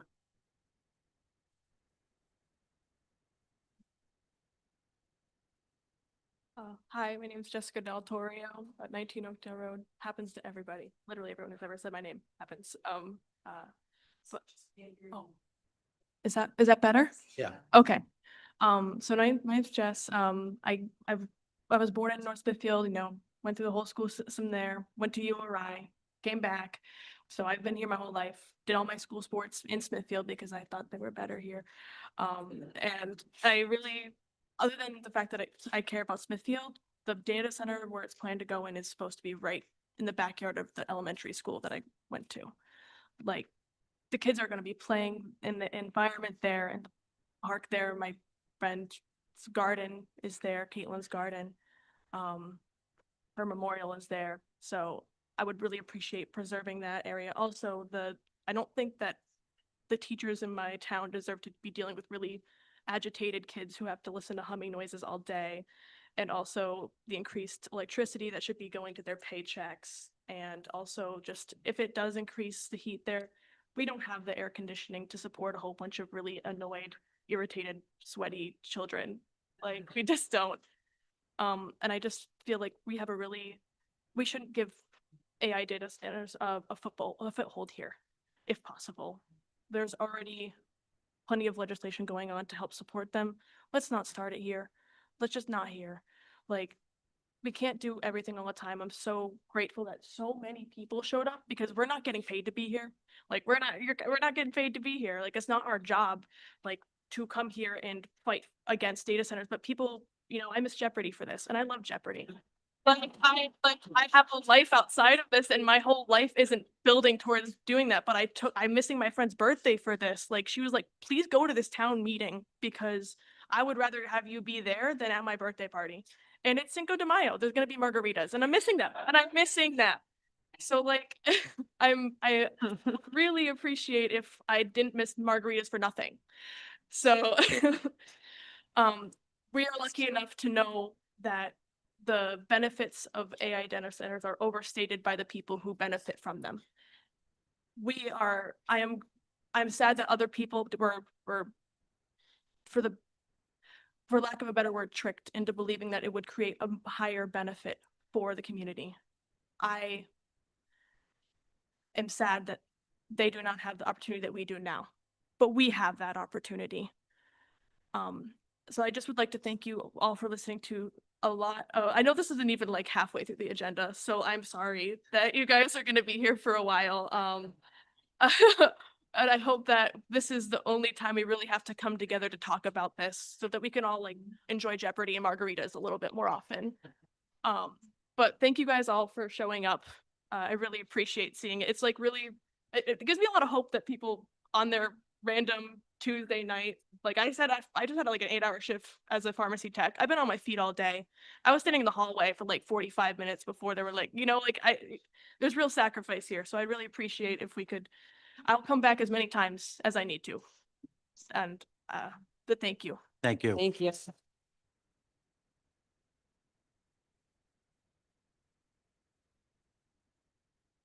Representative Constantino.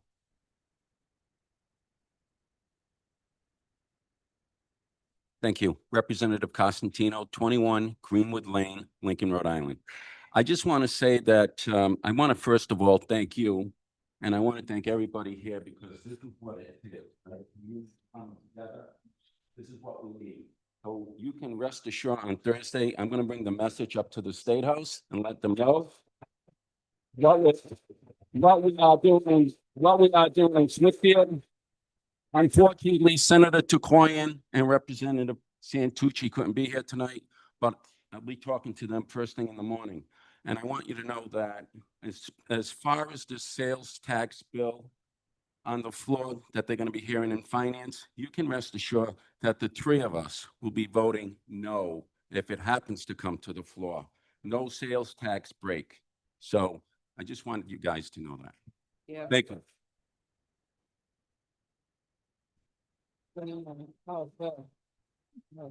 That's all I have on the sheets. Is there anyone else that would like to come up? Please raise your hand. Sir. Can you please take your hat off?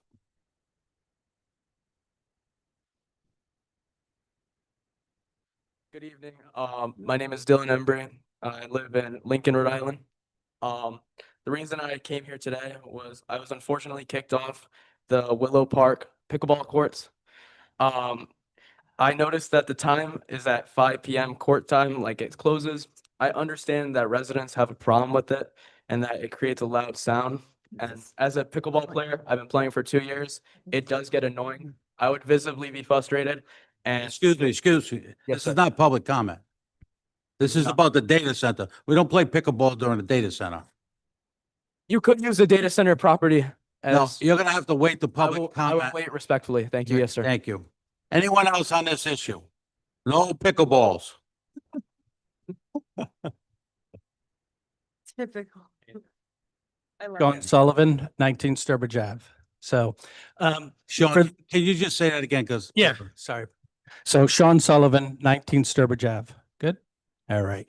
So, for those of us that have lived here since the 70s, we've seen the changes in Smithfield, no doubt. The one thing I want to make the comment that I want to make that's different is that we already have one Superfund site, right? So I think we all know that we don't need to be known as the second Superfund site, right? And so we don't want to be this former Sentinels. We want to be, we don't want to be the Smithfield Superfund site kids, right? So just 20 years from now, Yeah. President Tassoni does not want to be associated with this future Superfund site. So thank you, guys. Take care.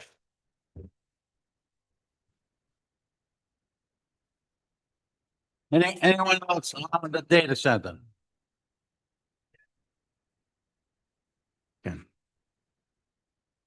Excuse me, sir. I had that young lady first. Ladies before gentlemen.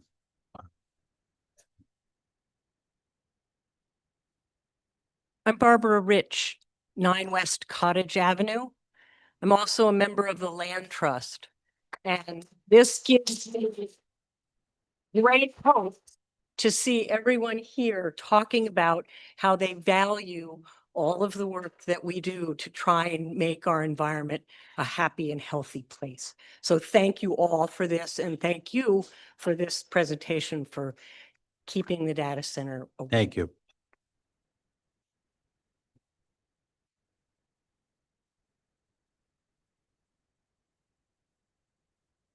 Raise your right hand.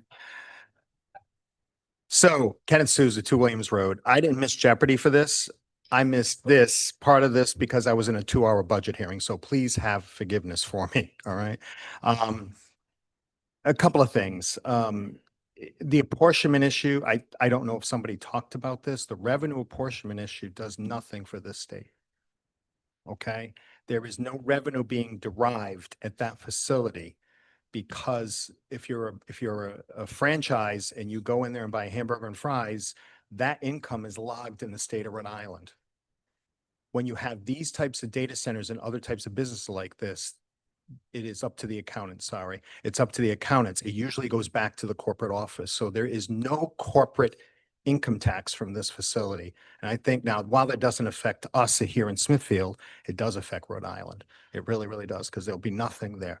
And the last thing I'll say is, well, the second to last is I'm concerned about Fidelity, and maybe somebody talked about it, and also my employer, where there's a lot of people there. There's 5,000, there's another, I don't know what it is. It's transient, obviously, at my building. I'm just concerned about that as well. And I want to make sure, because I know several employees, colleagues that I talked to, they were very concerned about this. Lastly, I'm glad everybody's here. I hope they stay for the hotel, because while the hotel isn't as divisive as this is, I believe that is going to be a very interesting deal breaker for this town. And I'm going to talk about that when I come up. Thank you.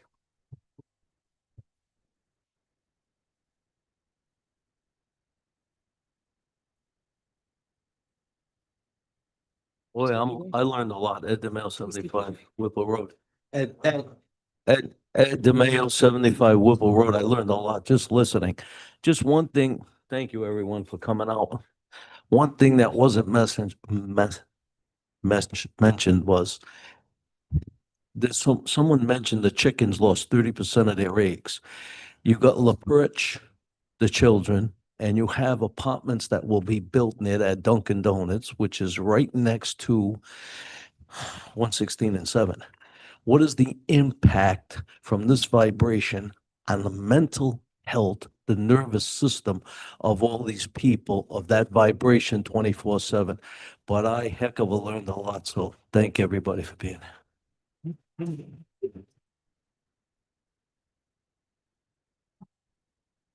Let just have one question. One question for you. I've been resident for 63 years there in Smithfield. We're gonna. Jay, speak up. Talk into the mic, PJ. Nice and close.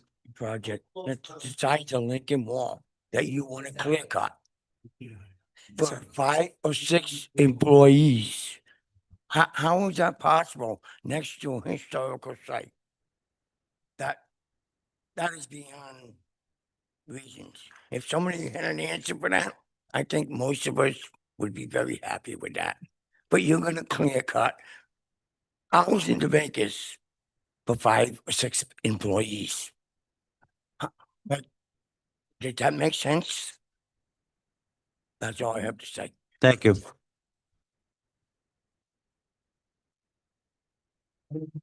Anyone else?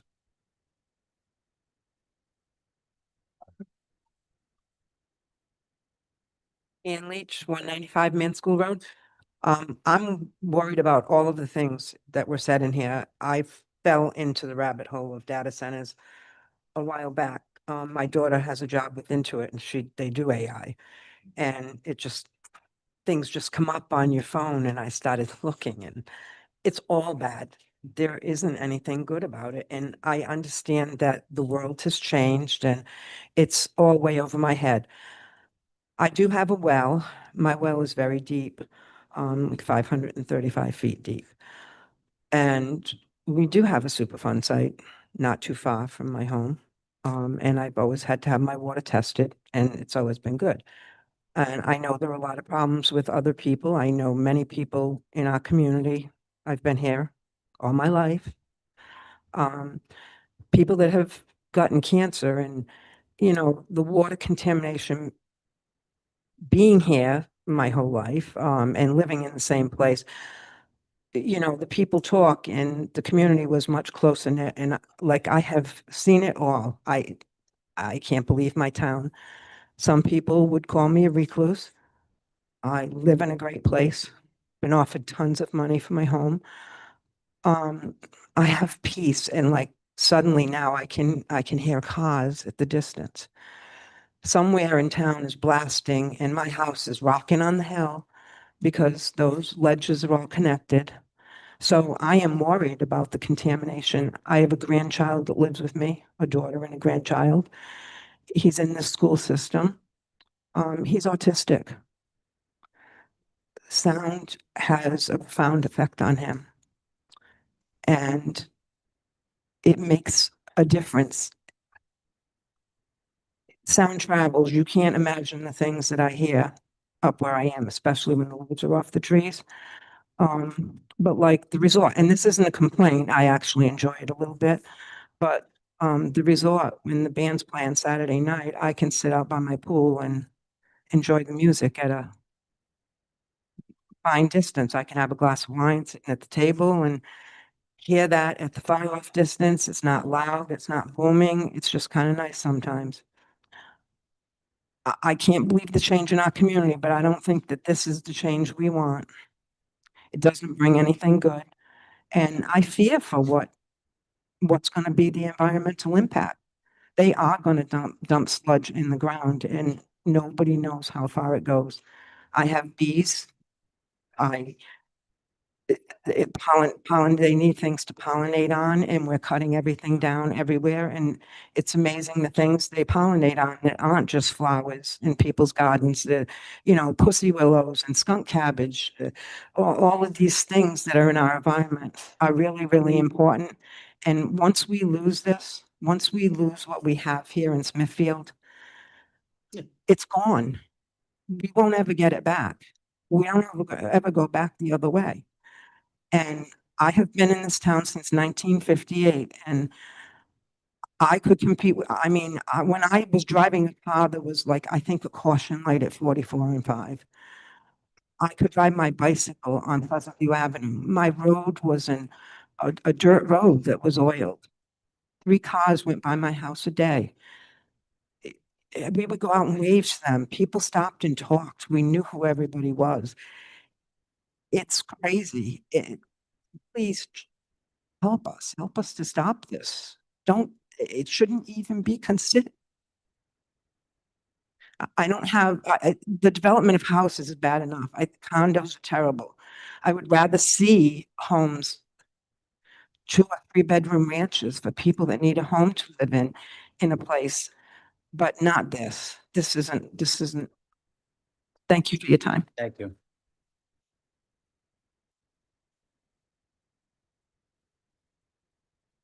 Anyone else?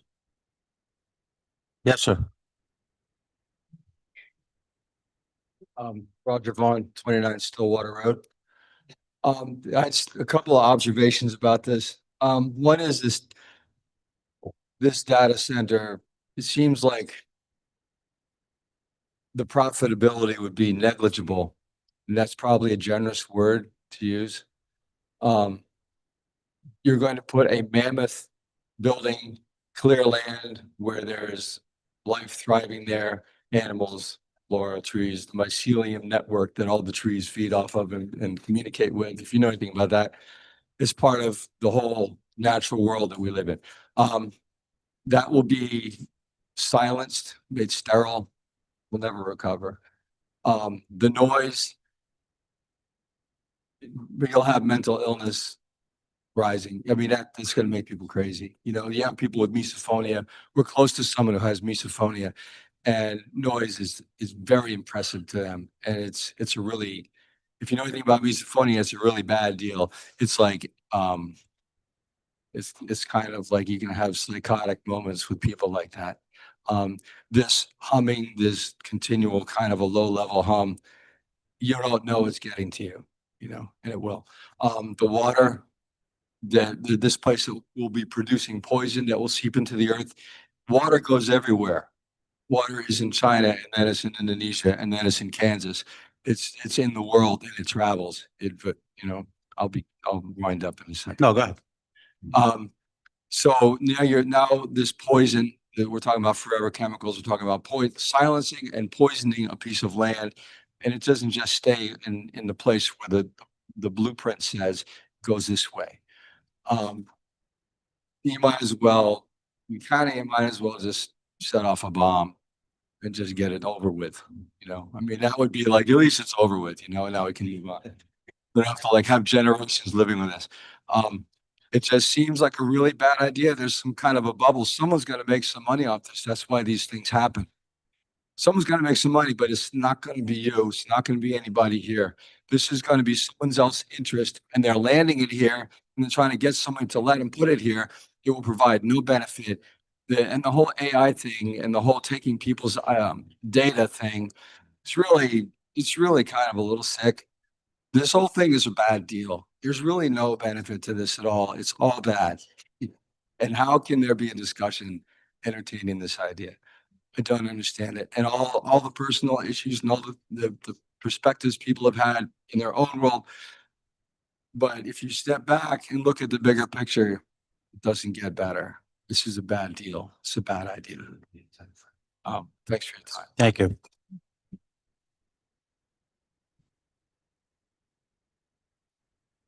Anyone else? Yes. Thank you. Rochelle Vaughn, 29 Stillwater Road. I'm one of the 1 in 10 people in America who has asthma. I moved here to get away from Providence. I was a long-term resident of South County before that. I was shocked at when I came here 25 years ago at the amount of preserved clean air and space in this town. And I said, this is an anomaly. You can't find this anywhere 10 minutes from a major metropolitan area. I will bet in the country. This is a unique town with a unique moment right now. I don't even travel to Boston, even in a car with air conditioning, because the amount of concentric circles of development coming out, radiating from Boston is a health hazard to me. I'm a canary in the coal mine because I'm a gardener. I'm a master gardener. I install gardens, and if I go one town over, I am overcome. I can install them here, further west. But this is a real issue. Cars, I'm not just talking about the data center, but housing should be very densely concentrated where we already have development. And it shouldn't be sprawling out because now we have traffic and that is pollution that has a direct impact on the 1 in 10 people who have respiratory issues. It might just be that you feel tired all day. You don't even realize that you're having a respiratory effect from pollution. But what I really want to say is seize this moment because Smithfield is rare. Like I said, I was shocked. I don't think people understand that it's like you're fighting against an enormous force that wants to just consume this town and make it like Methuen or Billerica. That is going to happen within 10 or 20 years.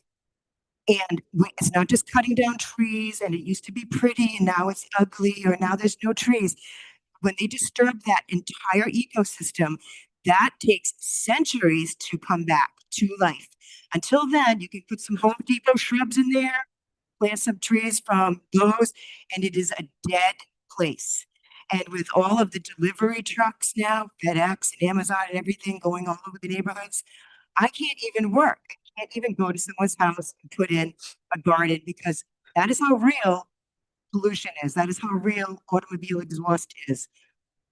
And like I'm saying, I'm watching it right now getting turned up.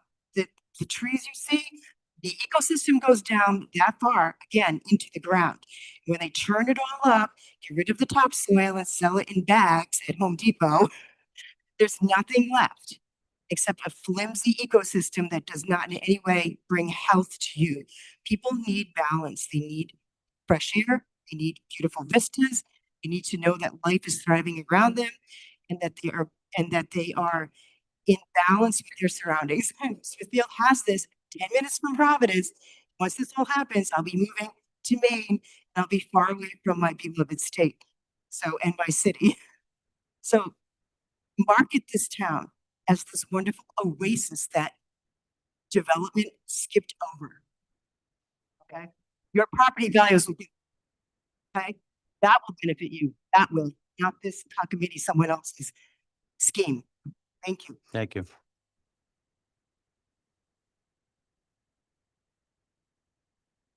Anyone else?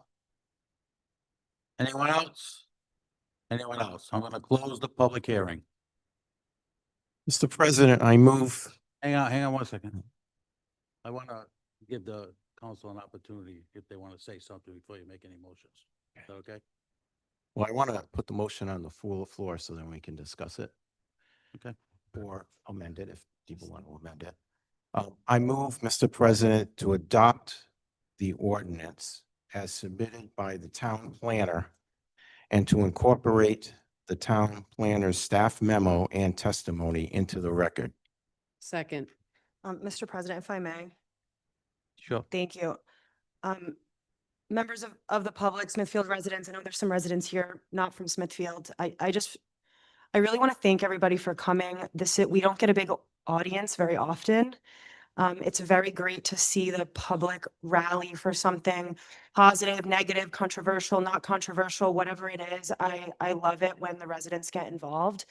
And I hope that you guys continue to be involved in the town, not just with this issue, but moving forward in the future.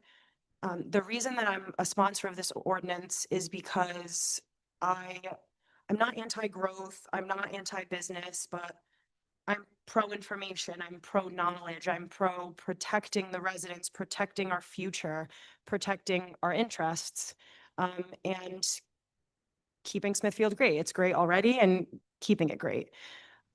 The findings of the planning board, this went to the planning board before it came before us this evening. The planning board spent a lot of time. We had a planning board member come here this evening to speak. They went through this ordinance very thoughtfully. This was drafted by myself, some other members of the council, and the planner, the town planner primarily, Mr. Gurton. And this is just months and months and months of work. Councilman Toppy, I know mentioned that this was going on before I got involved last year. It's been going on for a while and it's just really great to see everybody rally. The planning board found that this was appropriate. The town planner put on the record this evening. You heard him say that this is consistent with our comprehensive plan. For those of you who don't know what our comprehensive plan is, it's a 10-year plan that every town is mandated to make. I think it might be more than 10 years, actually, about what they want the future of our town to look like. So what do we prioritize in Smithfield?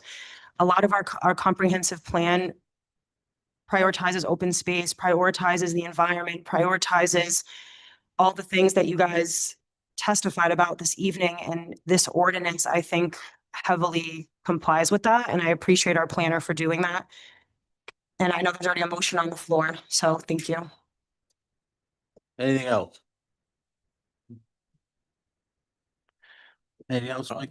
Yeah, basically, I think we try to pass an ordinance like this to protect the town. Because otherwise, applications come in, they go to the planning board. This would keep control of this issue with the town council, the elected officials of the town. So it's very important. We had a battery storage issue recently where the town was way behind the ball on it, and we ended up in court on it because we didn't get our ordinance passed quickly enough. So I think it's very important to protect the town, to have an ordinance like this in place now and to move forward with it. I think we're one of the only towns so far that has moved forward, and and I thank everybody that worked on it. Council Vice President Bovis and especially Councilwoman Toppy, who I think she began working on this last summer, and she's way ahead of things, believe me. She's always on top of any issue that can then come before the town. So thank you very much.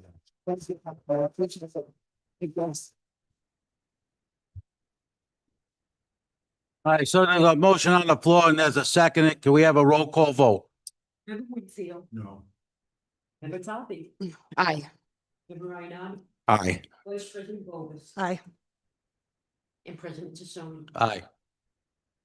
So the passes 4-1.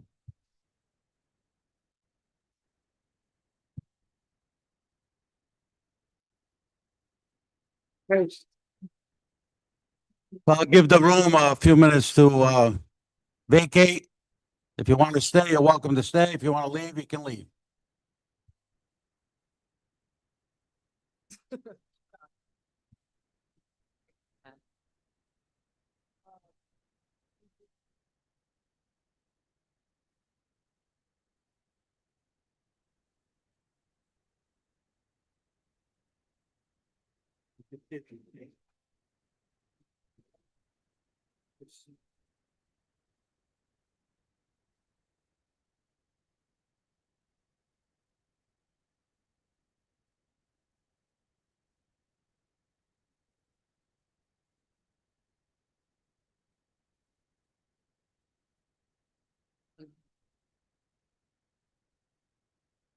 I have to say, I'm surprised.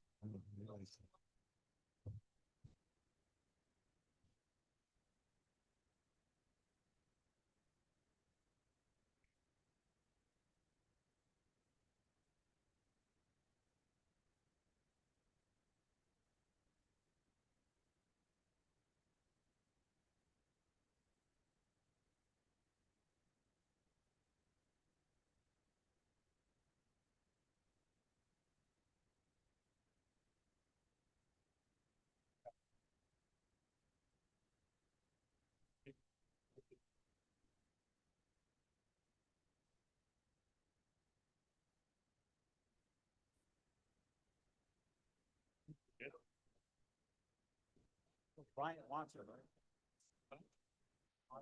Nice. One in Lincoln, that's it. I didn't have a hotel. No, short-term stay. This year. The short-term, yeah. We don't have any that stay a weekend.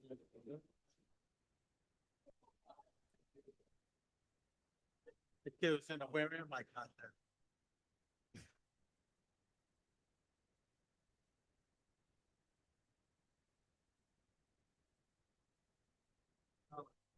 You know what, that was, yeah.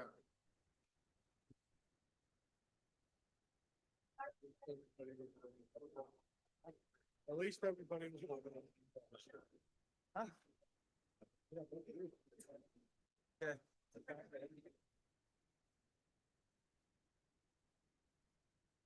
Like to bring the council to order.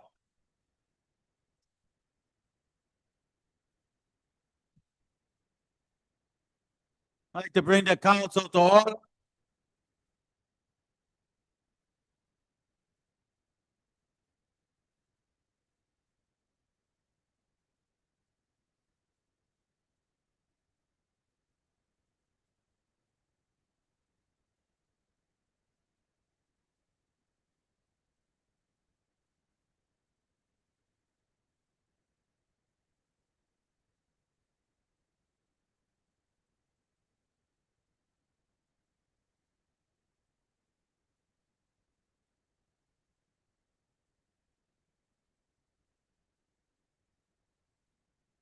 I believe it.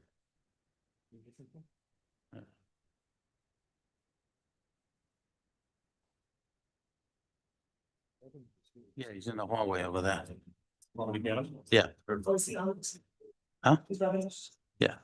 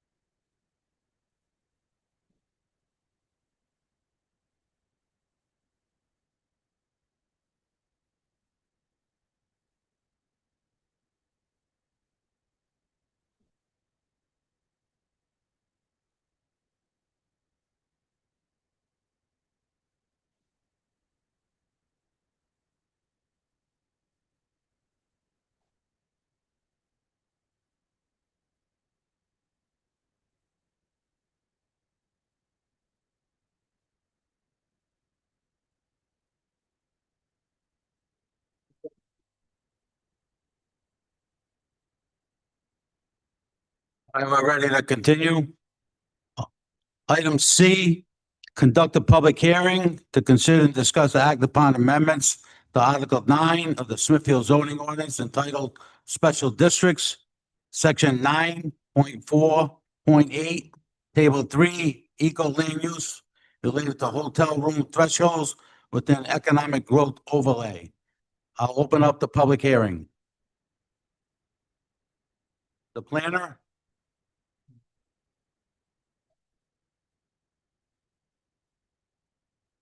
Greg, welcome. Hello again.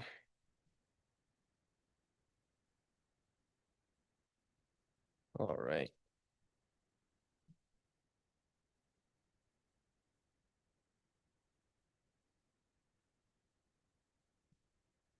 All right, so just a very brief explainer, and again, happy to answer any questions you all have. Similar to the other ordinance amendment that was before you tonight, in terms of the context and content that would actually be changing, it's rather minimal. It is a switch from 100 rooms permitted by right to up to 150 hotel rooms by right within the Ego district, zoning district. Happy to, again, speak to any particular questions. Is you your all have. recommendation that we move forward? Was. Okay. Any questions from the council? I read your staff memo. Did you discuss any crime statistics with the police chief or look into any crime statistics relative to the extended stay hotels that we already have in town? I have seen data, however, crime statistics aren't particularly relevant to the findings of fact that the planning board has to make on whether it be an ordinance amendment or a project proposal. So that wasn't a consideration of the planning board, either in my memo to them or to you. Right. Well, you're probably right, but I think they're relevant to the determinations that we as elected officials make, for sure. Certainly could be. Just to confirm, Director Gertin, the vote of the planning board was 5-3, 5 approving and 3 opposing. Is that correct? Let me see if I have that in front of me. I believe there was 1 absent.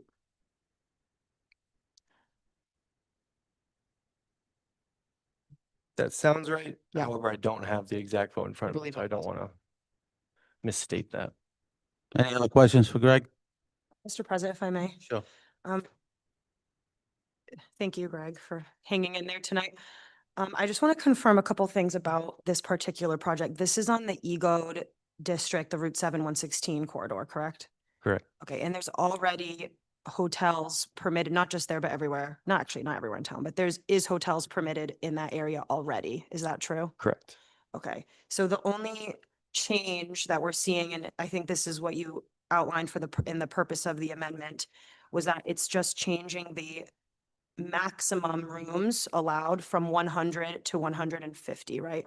Correct. So the size requirements, if there are any, the setbacks, the frontage, all those things that are required for someone to build a hotel would remain the same.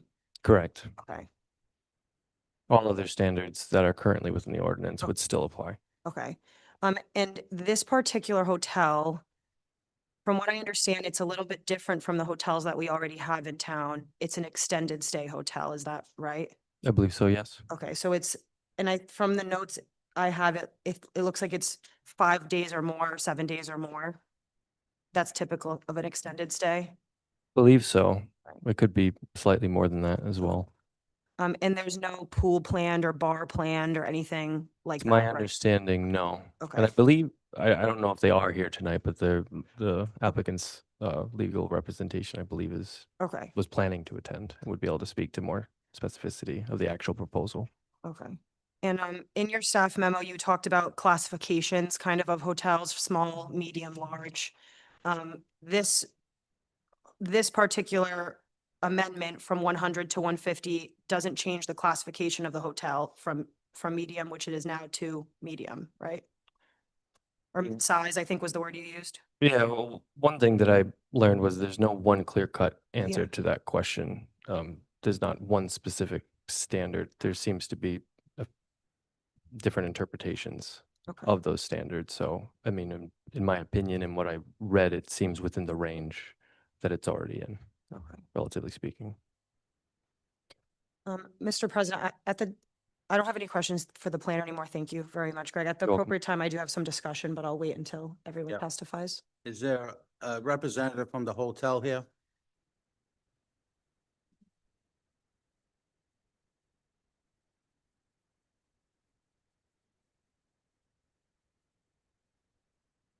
Good evening, Mr. President and members of the council. For the record, my name is John C. Revens Jr. I'm an attorney with the law firm of Revens, St. Pierre and Wiley, with offices located at 946 Centerville Road in Warwick. I represent the applicant. The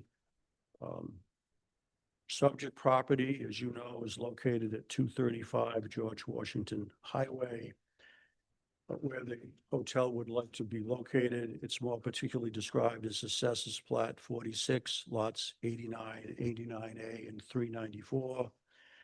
That property is in an underlying zoning overlay district, which you refer to as EGOD. When you created that overlay district, the preamble and the establishment of that in the ordinance was to expedite permitting and development of mixed-use development in this area. The subject property is about 250,000 square feet.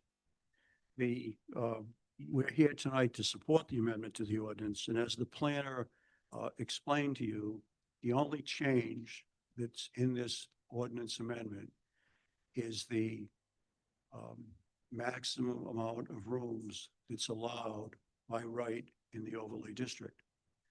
It doesn't change, as the planner indicated, setbacks, boundaries, height, lot coverage, parking, or anything else. And interestingly, we're not This isn't a decision, if the ordinance is amended for the council, it's a decision for the planning board and development plan review. But if this application is completed the way we anticipate it being completed, based on the size of the parcel, this application will not need any relief for height, setback, parking, anything. In order to get to that point, the ordinance would have to be amended to allow a hotel of this many rooms. And actually, the square footage of this proposed structure, which again isn't part of the proposed ordinance amendment, but just to share that information with you, is actually less square footage than an existing hotel in town that has about 100 rooms. So this building in square footage would actually be smaller, but the rooms are smaller because this plan of this company and their business model is they don't have any other facilities other than rooms. There's no swimming pool, there's no tennis court, there's no dining room, there's no breakfast. There's no other facilities other than residential. And that allows them to maintain a very high quality of rooms at a very competitive price without having to support the ancillary services, which lose money in a hotel operation, like a Marriott that's got hotel and conference rooms and meeting rooms and ballrooms and restaurants and coffee shops and swimming pools and all those kind of things that we don't have in this proposal. So the ordinance only makes that one adjustment.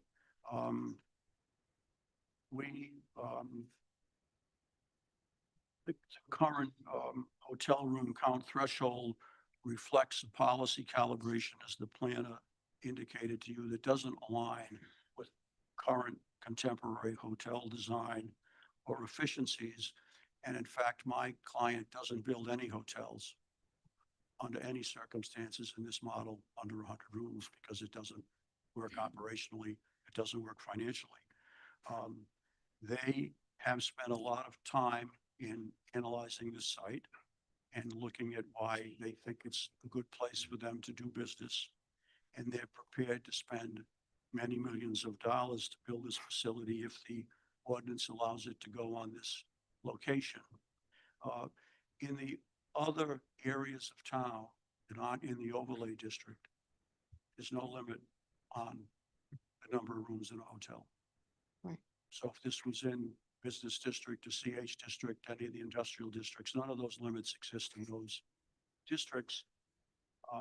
So it's, and there's no one in the planning department who's been able to figure out, or any of us, where that limit came from or what the basis of it was. Normally in land use, as you know, typical considerations: how tall is the building? Does it meet the height requirement?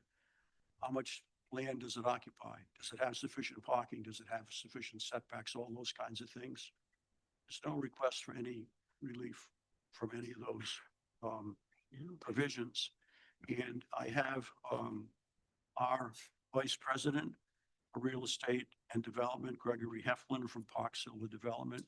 If you want to go beyond or asking the ordinance amendment, ask any questions about what review process they've gone through to want to locate this new facility in town, he's happy to answer those. He's happy to answer any other questions you have about this, along only the ordinances before you this evening. We also have Matt Ashley, the engineer from Bowler Engineering, who's present, if you had any questions from him. But those questions would all have to be answered in a development plan review process in the planning board if this ordinance is amended, so that we can go forward and we can assure you that we would meet all of the standards that you have in your ordinance to build this building, just like everyone else has to do before they can get a building permit. With that, we thank you for your consideration. If you'd like Mr. Heflin to come forward and give an explanation about that, he's happy to do that. He's happy to answer any questions that the councilors may have.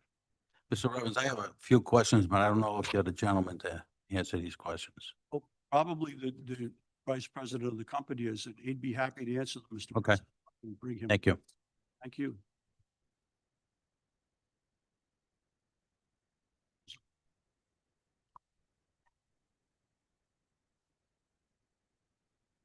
Good evening, Greg Heflin, Vice President, Park Silver Development. Thank you for coming. For having me. I have a question. Why do you need over 100 rooms? So our prototype is 122 rooms. I believe through discussions with the planning department, the threshold of 150 had come up for the ordinance. This hotel is not unlike any other hotel. We compete against Marriott, Hilton, Wyndham, Starwood, and Hyatt. Each one of their brand new prototypes, Studio Res, Live Smart, Echo, ESA, the Extended Stay America, and Hyatt Studios are all above 100 from 124, 137. So this is not any different than what you're going to see across the board in the hotel industry today. In Northern Rhode Island, are there any other extended stay hotels? In Northern Rhode Island, Well, yeah, Northern Rhode Island, up this way. So north of Providence, I'm staying at the Residence Inn in Lincoln tonight. That's an extended stay hotel. There's an extended stay hotel just south of here off of 295 and outside Providence. The Home 2, which is right at 116 and 7, is extended stay, and those are all that I can think of at the moment. Okay. Financing. Do you finance your own hotels? How does that work? Yeah, so our projects are financed out of capital. We use debt for construction only, and those lenders are local lenders generally. So that stimulates a little bit of the economy on the banking side for the locality. But everything's privately funded through our corporation and our capital partners. Okay. So the questions I have, anyone else? Again, I don't know who to direct this to, maybe Mr. Revis, but as far as, I'm looking for a definition of an extended stay. They said 5 days. What's the maximum that is considered an extended stay per the official definition? Our definition, the hotel industry definition, is anything over 7 nights. Well, what's the maximum? Like, could it be 300 days you're staying, a year you're staying there, and that's an extended stay? It could be. Okay, so they could stay there years. But quite frankly, to be honest with you, somebody could stay at the Courtyard for 300 days as well. Right, I'm just looking to understand what the different, because obviously some hotels are extended stay, some are not. So what is the official definition inclusive of in terms of the range? I would point you to the setup in the room. We have little kitchenettes in the room, a full service refrigerator, two cooktop stove.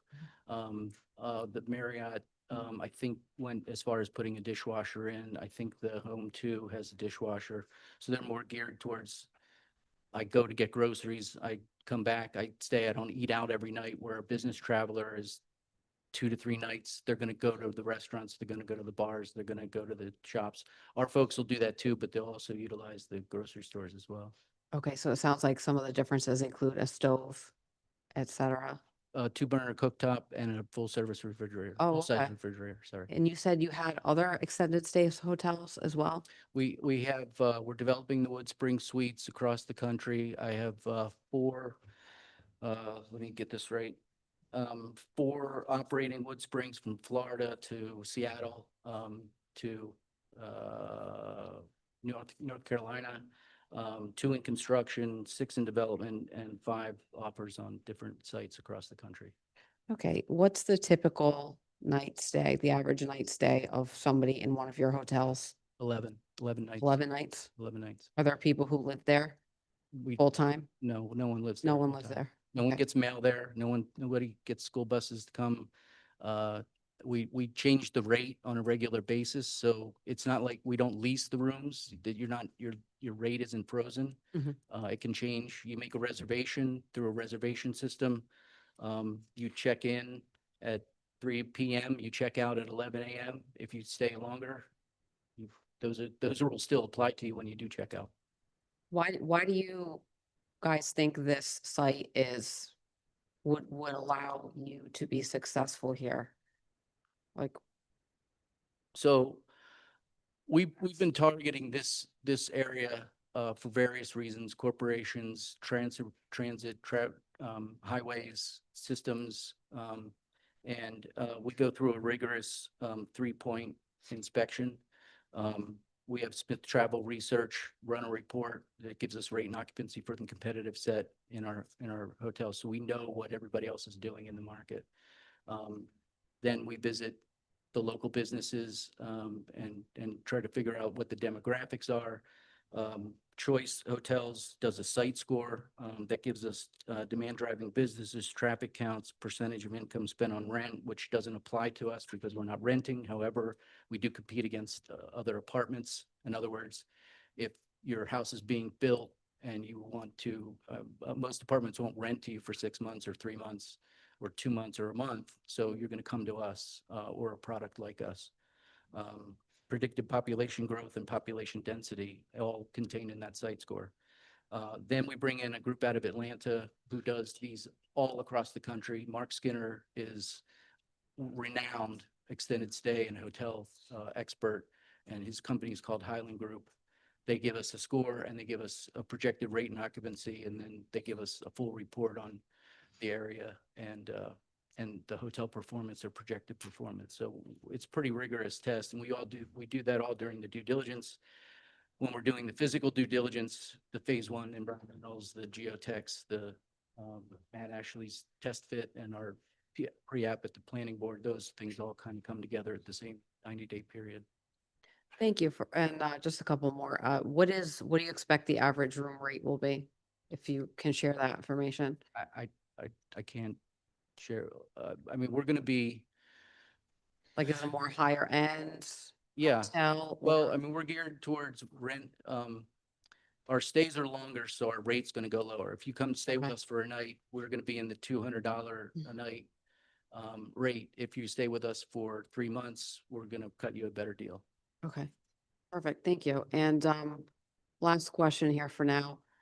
Are you planning or do you anticipate to lease space to any other entities to increase the occupancy and revenue of your property? No, No? no. Thank you. Anyone else? Mr. President, if I may, I thank you very much.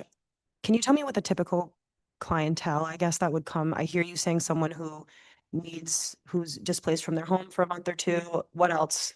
What other reason would people stay long-term like that? Yeah, so we have a pretty big cross section of people doing corporate training for a week or 2 weeks. People doing construction projects that are here for longer term infrastructure projects. We have military, we have traveling nurses, we have people that are building a house and moving to the area that come stay with us because they can't get an apartment for the time or the cost allotted. Medical, people that are nearby hospital. In this case, it doesn't really apply, but I'm just sharing that there's a cross section of different patrons that come utilize our product and other products like it. Thank you. Any other questions? Let's say the ordinance did not pass. Would you still build a 100-room No. hotel? No, we would look for another site. We identified Smithfield and that intersection. And that's great geography for us. It's close to 295. It's close to other amenities and users. We cannot make the model work for various reasons, labor and other reasons. We build the prototype over and over again. We would not explore that site any further. We continue on the market because we love the market, but no, the answer is no. Thank you. Going to open up the public hearing. Thank you. Anybody like to speak on this issue? Ed DeMayo, 75 Whipple Road. Questions that were asked him were good, but how many bedrooms in one apartment? How many bedrooms would there be? One room, sir. One room. It's not multiple rooms. So then you wouldn't be able to put a single mother with 5 kids or 4 kids in one of those rooms. No, sir. Thank you very much. Anyone else?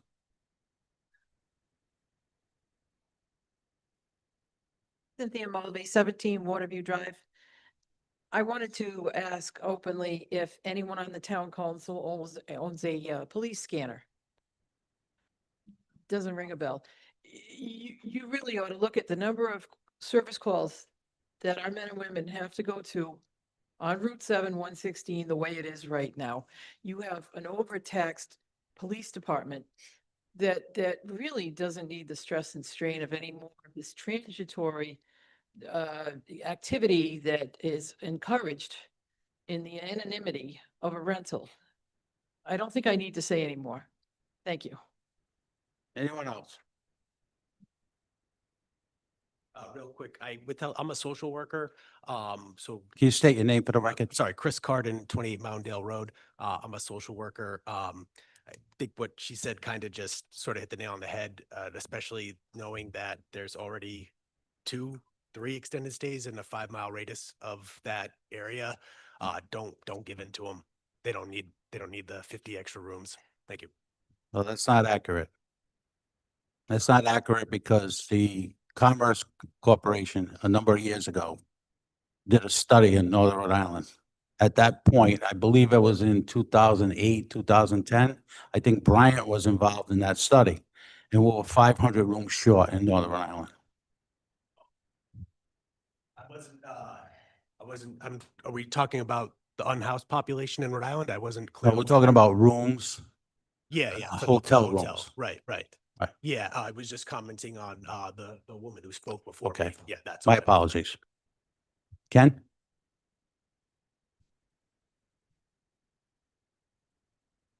Kenneth Souza, 2 Williams Road. I have lots of questions. Has the planning board or the council received a market study from this group? I'm assuming the answer is no. We have not received. Hasn't gone through the process yet. Okay, okay. If you can send me, I'd like to see that because 2008 is a heck of a lot different, with all due respect, Mr. President, than 2026. So you'd have to ask Bryant for it. They did. I don't know. We don't have a hotel school, so I don't know. But here's my point. I got several questions. It sounds like the room is going to be very tiny.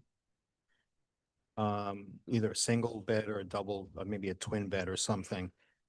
And there's so many questions to ask about this. Is there any anticipated occupancy rate for this property?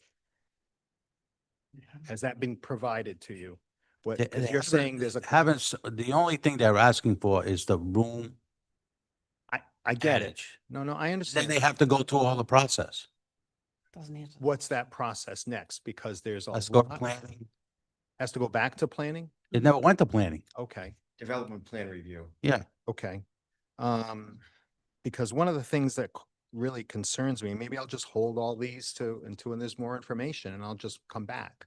I mean, I thought this was kind of, you were going to move forward with the 100 to the 150 or the 120. I mean, here's what I want to say. If there's so many rooms that are needed, what's the occupancy rate of the 2 rooms in Smithfield on Route 7 and the long stay and the Fairfield, I can't remember what it is, that are 4 points, I just reviewed it, 5.6 miles away? That's a good question to ask. Can the market bear it? I used to work for one of the largest resorts in Florida. Very near you. Okay, so I understand this stuff. I understand ADRs. I understand occupancy rate. I understand, yeah, I'm sorry to call you out. You've probably been there once or twice. I just came back from Italy. I'm sorry. So I'll just wait and I'll hold this paper and a whole bunch of questions that I have. So it's going to go back to planning. Okay. Nothing we approve the zone. Tonight, there's a public hearing on the ordinance amendment. to move the When ordinance up. ordinance amendment pass, they would have to submit an application to the planning board. Right, so it's for going to Development plan go review. back to square one, for the lack of a better term. And then, Not so really. but it never comes before this committee. I'm sorry, I apologize. No. This body. No. Okay. This is square one. I'm gonna say, without going into details, some of the things I just heard today that I just wrote down, I'm more concerned now than when I walked into this room. We all know the problems with the hotels on Route 7 that I'm not going to go into while I'm being videotaped. We all know that. Okay? I want commerce in this town. What I don't want is to see those two hotels on Route 7, the one down the road, and we all know has happened in those facilities. I don't want that happening again. I wonder why the police chief isn't involved in this to talk about traffic and other things. And I know it's all gonna go back a little bit to the whole area, and that will probably go back to planning, because I think if this does happen, those two plazas need to be, I think, combined, meaning the Dunkin' Donuts plaza behind there. That road, and I've talked to the chief about this, that road is like a speedway, Route 7. You can't take a left-hand turn out of Laura's. You can't take a left-hand turn out of Dunkin' Donuts without getting killed. So I have lots of questions. I'm more concerned today than I was before, based on what I just heard. I asked that the police chief, be present here, and the town manager indicated that this would put the police chief in an awkward position, because it's his staff's responsibility to show support for businesses when our research shows a positive impact, and show disapproval when he finds negative impacts. But I think the key issue for the council would be just what you said. We need to know what the crime statistics are. You're on the budget board, and you know that we had to hire extra police officers as a result of the hotel crime associated with the hotels we have. So, and by the way, I didn't mention the Holiday Inn, which is just north of there, and I don't know what's going on. But in order to raise it, gentlemen and ladies, what's the market? I'm telling you, what's the market? I don't see the people, and I'm glad they're here, trying to get some business and commerce and all that. But I mean, one of the remarks was very interesting about corporate training. I'm just going to leave it at that. I'm going to leave it at that and do some research and bring it back, because I'm more worried now than when I came into this room. But Thank what I you. heard. Thank you. Mr. Thank you. President, if I may. Councilwoman? Yes. Ken, I'm sorry, I'm not trying to put you on the spot. We are at the budget board meeting this is so inappropriate to ask this question, but let me just use you for a second. Thanks for using me. I'm tired. I was at the police budget board meeting the other day, and I can't remember the total number of calls they did per year. Am I correct in saying it's 12,000? Gonna make me remember that. I know, I can't find it. I think it was much more than that. I think it More was than 18. It was 8. I remember being double digits Yeah, it was 18. It was 18, 19, somewhere in that way per year, correct? per year. Okay, thank you And very I much. don't have the year reference. No, that's okay. Thank you. Councilwoman, I don't know. Okay, so I was, thank you very much, Ken. relieved? You're relieved. Thank you. You're excused. Mr. President, I know that our police chief did send us 5 years of call data from the call logs, I guess, over the last 5 years at the 3 hotels. And I have that data in front of me, and I want to go over it because I think there's a little bit of a misconception about what's happening at these hotels in town. So I'm going to use the 12,000 number of calls per year. It could be more, it could be closer to 18, but I'm going to use the 12. There's about 400 calls per year at the 3 hotels. So if you do 400 divided by 12,000, we're looking at 0.03% of our police officers' resources are being used for the hotel calls. I'm not saying that's not significant. It is. There's stuff happening at the hotels. We know there are, but he sent us the statistics, and I found it very interesting. A majority of what I saw was motor vehicle stops, motor vehicle accidents, work details, traffic posts. There was something called follow-up, which I don't know what that means.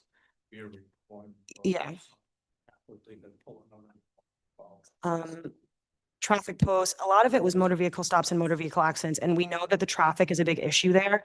So I think police presence in that, I'm not, you know, I'm not backing up these hotels, but I think police presence seems very large there because the traffic pattern there is atrocious, Amen. literally atrocious. So I just wanted to point that out. There were crime statistics on there as well. And this was over a 5-year period. So it's about 2,200 calls over a 5-year period. 66 of those 2,200 calls were suspicious activity. Again, it doesn't really say details on what those mean. 4 of those 4 calls in 5 years was drug related. 21 calls in 5 years was disturbances or domestic disturbances. 6 calls in 5 years was vandalism. 4 calls in 5 years was an assault. 30 calls in 5 years was a disorderly conduct. I'm willing to bet that there's more shoplifting happening in the Smithfield Commons than there are disorderly conducts at the hotels. And I'm not saying that to be funny. The data doesn't lie, and I know, Ken, you would appreciate that the data doesn't lie, and I'm not. What I'm hearing is that this type of hotel is different from what we currently have. I'm hearing it's an extended stay. I'm hearing there's business people. I'm hearing there's traveling nurses, construction people, job training, all these things. I look at this as a positive, and a couple people during the data center commentary actually got me thinking about the hotel before it was mentioned by some other members of the public, because there was something along the lines by the man who said his doctor was gonna be mad at him for his blood pressure going up or something. That was, we have this area, it's empty, it's treeless, there's no animals in it. It's really a barren corner that's been a barren corner for over a decade. This EGOD district was approved. The zoning that we currently are looking at was approved in 2015. So we're looking at 11 years ago. The landscape in town has changed. It doesn't align with our current comprehensive plan, the way it's written. I think encouraging, this is what I think about. I think about encouraging development in areas where development makes sense. It doesn't really make sense to cut down trees and, you know, interrupt the ghosts at Hampton City to do certain things. It doesn't really make sense to, you know, encroach on farmland and wetlands to build condos. It makes sense here, in my opinion. And I only, Possible hotel isn't the right thing, but it's possible it is. And I'd like to give every business who's willing to develop in a place in town that makes sense, that opportunity. That's just my 2 cents. no, and I came up only for one reason, Councilwoman and Vice President. We all know, I'm trying to be very cautious in I terms. thought you were going to correct my math for a second, I'm actually. sorry? I thought you were going to correct my math. No, I'm not gonna correct your math. I'm off duty, so I did enough math at the budget hearing. When you got up, I was like, oh no, did I do that? I got better than that. We all know that it's easy on, easy off of 295, which is why the issues happened down the road. With the P word, that there was in that other motel on the south on Route 7, prostitution. We all know that was going on. I'm not trying to interrupt you. There's zero I- prostitution.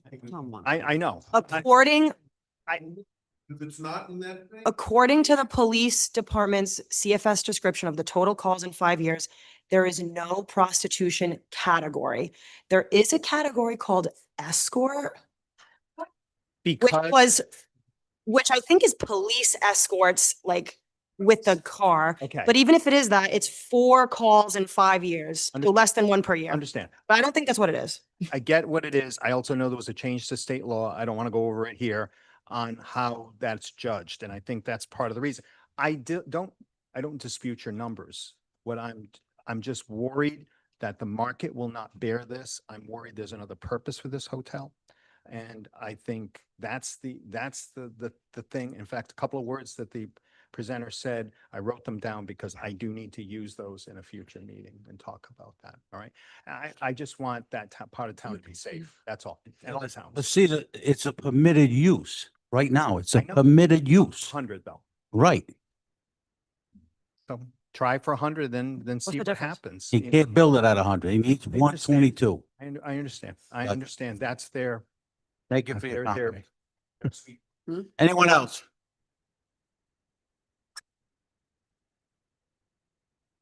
Yes. Kelly Tolley, 80 Cedar Forest Road. I didn't know anything about this hotel until today and I was encouraged to stay. So I was just hoping whatever the next step in the process is, some of the questions that I have and I think the other community members might have could be answered or would be answered. What is the impact to the existing police patrol? We hired in 2023, the police officer to patrol the corridor in that area because of all of the calls we have just been talking about and the disturbances. So what does that really look like? Can we get more information on what those subcategories are, such as escort? What is the fine granular detail? Based on the corporation who's proposing the hotel, compared to their other hotels, what is the ratio of actual long-term stays for the nurses, for the corporate citizens, business people coming into town for training and workshops versus community services using and booking rooms to use to help people get back on their feet? Additionally, what are the benefits to the hotel financially for the town if it's strictly a hotel and there's no restaurant, there's no bar, there's nothing other offered than a studio suite for people to stay in? How do we know that there will not be 5 people, 6 people, 7 people in the room? One person can check into a room and anybody else can come in. We all have been in a hotel room, I think.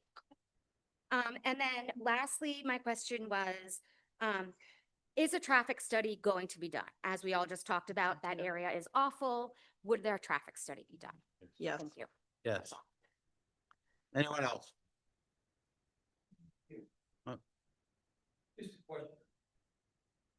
Step forward, please.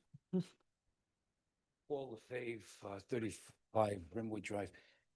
Do we have any statistics on if illegals are occupying any of the current hotels rooms? No. We Should don't. we have statistics on that? We should. Mhm. Oh, so we probably will get it then, right? No? We're not gonna get it. Anyone else?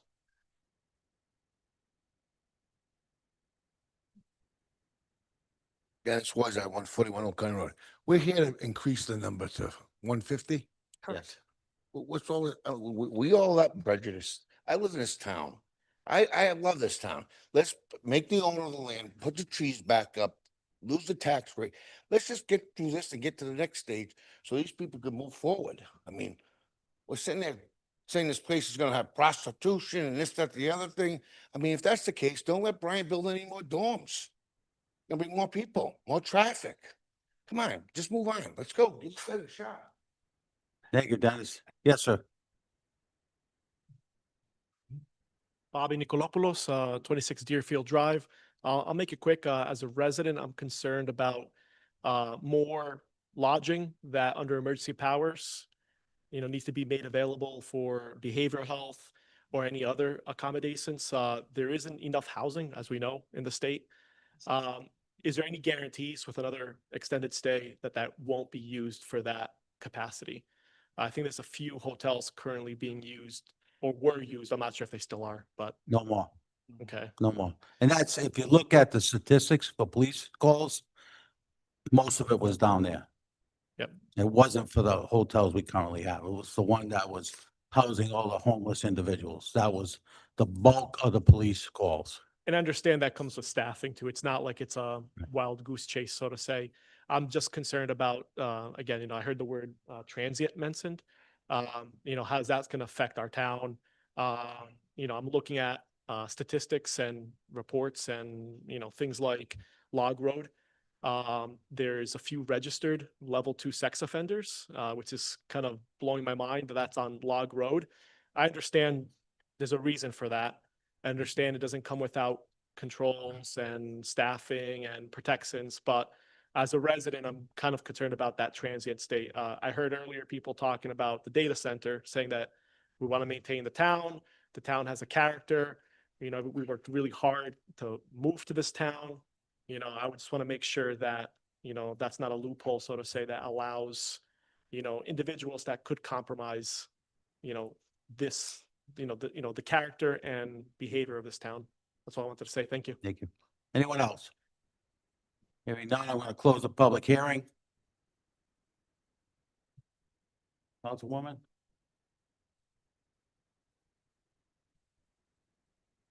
Thank you, Mr. President. Move to adopt as amended by the planning board, the ordinance. Article 9, Special Districts, Section 9.4.8, Table 3, Eagle Land Uses relating to hotels within the Economic Growth Overlay District. 150 rooms. 150 rooms. With 150 rooms. Yep. Have a second. Any more discussion? Yes. Sorry, Councilman. Thank you. So couple things. I'm struggling to understand why we're increasing the entire zone. Well, obviously, so people know, was a special request from a developer. This is not the town doing it. So they want to put in 122 units. So why are we changing the zone to 150? And I'm not inherently against development, and separate from the fact that people have the right to make their own money and develop and do what they want to do. We don't have the occupancy rate as we asked for previously.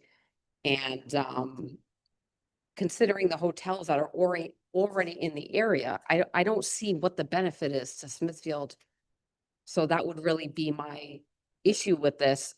Again, I'm not against it. This is zoned for it, but why can't we just comply with the zoning that already exists? So that's sort of my comments on that. Any other questions? Yeah, I think you hit the nail on the head. Should our zoning be tailored for a particular project? Or should the projects be tailored to fit our zoning? I think that's the basic question here. Yeah. Apparently, the town administration is pushing this. They met with the developer. They want to push it. And they don't want to have the police chief here, so we can't ask him some of the critical questions about crime caused by these extended stays. I mean, the town council president was referring to the short stay where the state, one day they they didn't even know, they didn't ask us. They had a homeless problem, and that's how they solved it. But the hotels that were in the statistics that the council vice president was referring to was not that hotel. It was the Hampton Inn, the Home 2 Suites, and the Holiday Inn. And statistics only tell you part of the story. You need to get a feel for what effect this has on our police force. This may end up costing us money because we're talking about expanding the number of hotels allowed by all the hotels, not just for this project.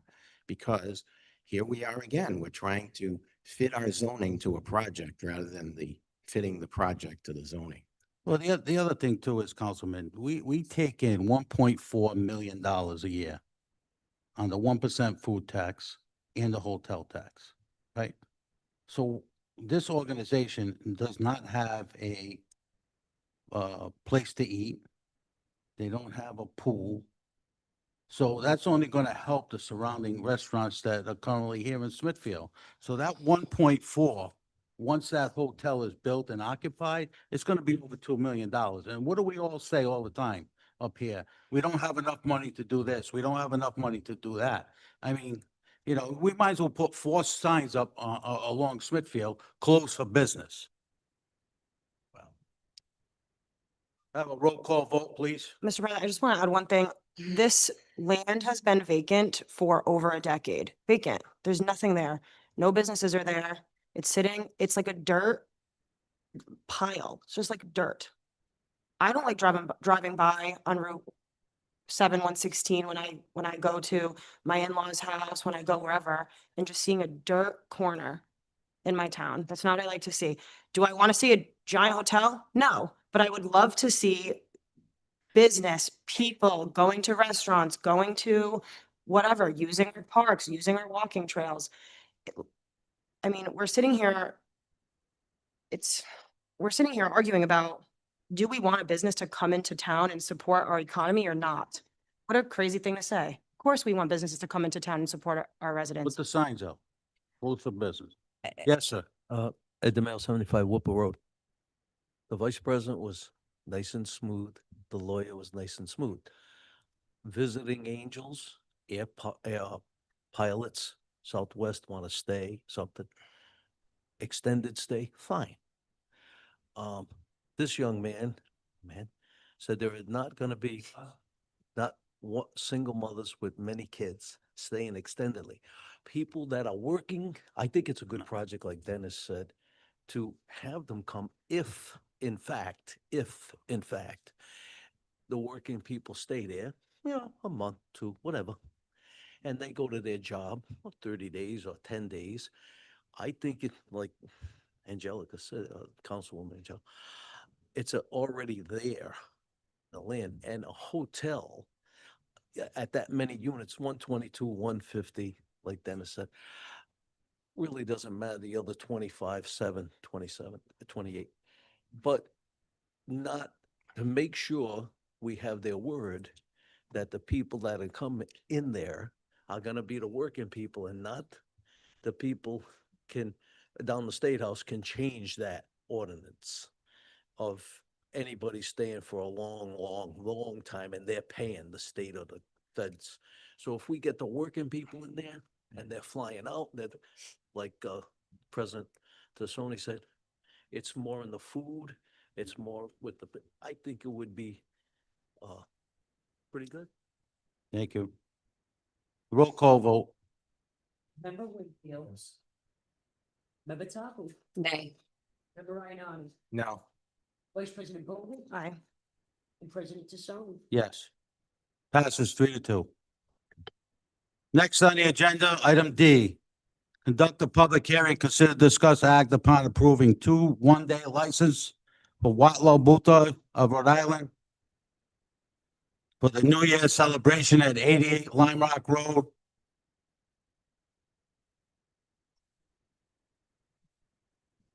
That was.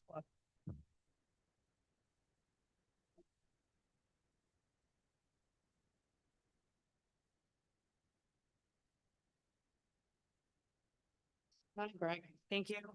88 Lime Rock Road, Saturday, May 16th, 2026, 11 p.m. to 6 p.m. Sunday, May 17th, 26, from 11 p.m. to 6 p.m.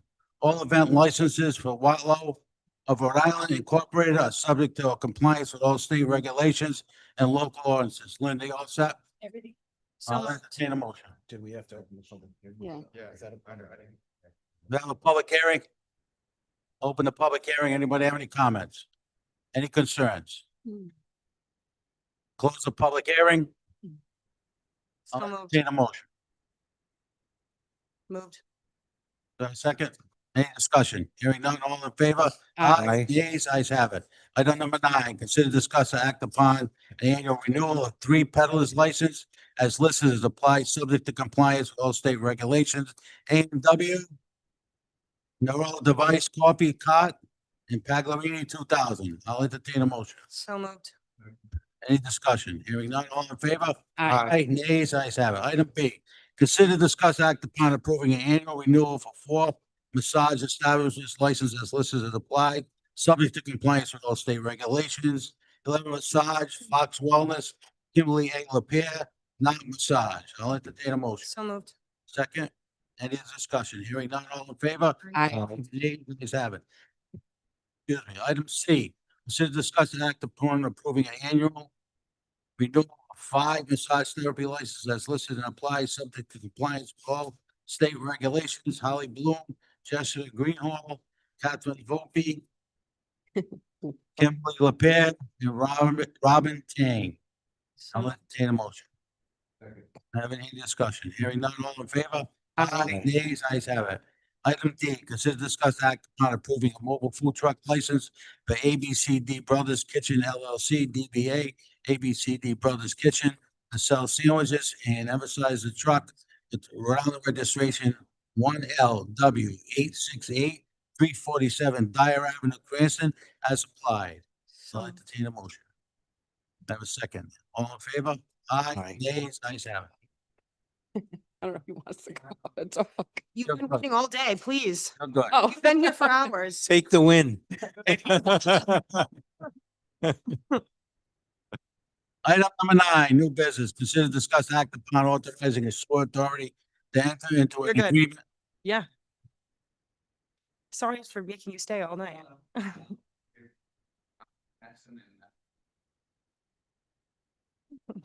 Thank you. Have a good night. Thank you. Have a good night. Consider and discuss and act upon authorizing the sewer authority to enter into an agreement with the Beta Group for an on-call engineering services for wastewater pumping station evaluation and recommendation study in the amount of $47,700 to be funded by the capital improvement plan. I'll entertain. Direct. Unless you, I just Oh, came up go with ahead. questions just in case. Any questions? Hearing none, I'll Wait. entertain a motion. Have a Do second. you have any questions? Nice work, town engineer. This was long overdue. We love that you Well, got in there. I figured, with all the development coming in and stuff like that, it's good to evaluate the pump stations and some of the older ones, stuff Thank like you. that, make sure infrastructure's good, so. Thank you. Yep. All in favor? Aye, Aye. nays, ayes have it. Item B, consider discuss act upon authorizing a contract to OMNIA Corporate Purchasing of 23-065 PW with Infoform Technologies LLC in the amount not to exceed $27,000. And so same thing, in case you guys have any questions, I'm here to answer. No. Motion to approve. Any discussion? Hearing none, all in favor? Aye. Aye, nays, ayes have it. Thank you. Item C, consider discuss and act upon authorizing a bid award of architectural services for RIDE Stage 2 capital projects and RIDE Health and Safety project on behalf of the school department. Angela, welcome. Good evening. Angela Mancucci. Sorry for Smithfield the Public wait. Schools. Glad to be here. Thank you. Before you this evening is the results. We had an RFQ that went out for architectural services for capital projects and one emergency project. The reason why I need an architect, we're not having an OPM, but I need to process drawings through RIDE so we can get our 35% reimbursement. Our first project, and why we're looking at negotiating with the architectural firm is because we don't know where our capital is going to land, but I know we have enough money to do the elevator. And I still need 3 designs to move forward on that for our reimbursement. So that's why we're going to negotiate a cost associated with this architect. But the 2 firms I've worked with before, and we're choosing RGB to move forward with. And I'll answer any questions that come. Thank you. Any questions for Angelo? Hearing none, I'll entertain a motion. So moved. Have a second? Any discussion? Hearing none, all in favor? Aye. Nays, ayes have it. Thank you. Item D, consider discuss and act upon authorizing establishment of an ordinance to allow the creation of a dam management district. Council members, this is the follow-up to the presentation that was given at your last meeting regarding the dam that needs repairs. And this would allow for or authorize the solicitor to put together the dam management district to be located in the town of Smithfield. Any questions? Motion to approve. Thank you very much, sir, for your presentation last week, and I hope this helps. Second, any discussion? Hearing none, all in favor? Aye. Nays, ayes have it. Thank you. Thank you. Public comment? Where's Mr. Pickleball? Right. Oh, you remember. Apologize about earlier. This is my first time. I recently turned 18 on Saturday. Birthday. Happy birthday. And Happy civic birthday. duty. Can you state your name? Dylan Embry. I live in 2 U Street, Lincoln, Rhode Island. Lincoln? Lincoln, yes, I'm sorry. The nearest access to pickleball courts is you guys. The nearest other one is private at Kirkbride, and that's a boatload of fees, and it's just not worth it for 2 courts. I was recently today kicked out at 5 p.m. and I'm just voicing my concern for just the hours about it. I understand that residents are complaining about it. I heard that from the community at like pickleball and around, that it's beautiful courts, but residents are complaining. I understand that sound is very annoying and that it would irritate me if I was living right next door to it. I get the residents that were there first, but it's such a great opportunity to have courts such nearby and in a great town of Smithfield. it's just gonna drive fitness and it's like a reason to go outside. I feel like I'm getting my friends to play pickleball who've never thought about playing a sport outside of high school. Um, I was just like astonished the fact that one of the residents called Smithfield PD, which they have full right to. I would do it too. And they told us that we had to leave on a day that was 75 degrees and nice out. I was just like wondering if there's anything I can do as as a community member, even still if I'm traveling, say 10 minutes from Lincoln to here. If there's anything I can like voice on how to change those times. Well, we're not gonna change the times because we're gonna wait for some more acoustics to come in and put that up and see if that makes a difference. I heard that from the police officer that told us. to Right, leave. so if that makes a difference, then we'll be able to stay down there. But if it doesn't make a difference, then we're gonna have to circle back and figure out what we're gonna do on the next day. If we're gonna move it over to Deerfield Park and swap. I did before like last year, I did check out Deerfield Park. It's a nice location. It's a nice separation from residencies and everyone else, so it can't get that annoying. Yeah. But it is beautiful over there. You guys did a great job at finding a person who could build it and did a wonderful job with it.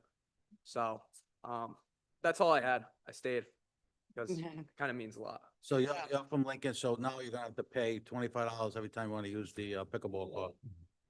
So that is a thing at the YMCA in I'm Lincoln. just kidding with you. I understand. sir. There is a new one in Lincoln. I don't know where it is, but there's an outdoor one in Lincoln. So there's an Albion Park, I believe. Yeah, I don't. So the problem with that one is that they require you to buy a net, which is unaccessible to certain people who don't Oh. have $100 or more to buy a net and travel with it.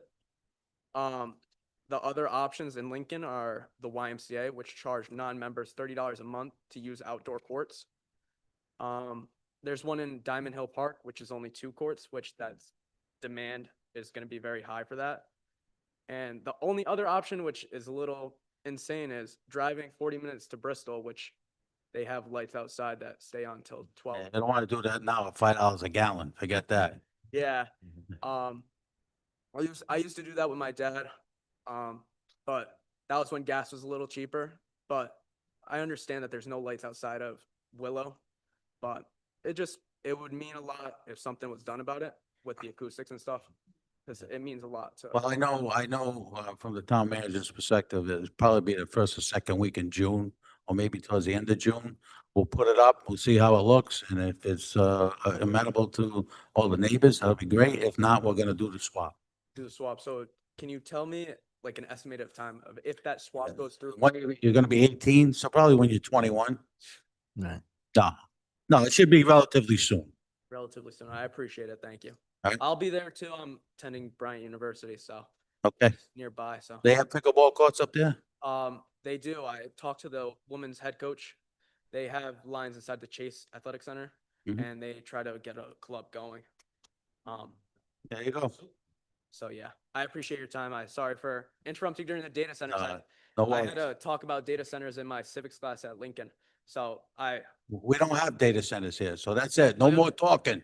no more talk about that. Yes, that's an issue around the country. I know Yeah, it is. down in Culpeper, Virginia. You don't know what's gonna happen. They denied data centers. They didn't say they wanted it. I know some residents were mad over there, but everyone has their entitled to their. Right. I appreciate your time. Thank you. you so much. Anyone else? We're waiting. Anyone else? Motion to adjourn. Second. All in favor? Aye. Nays, ayes have it.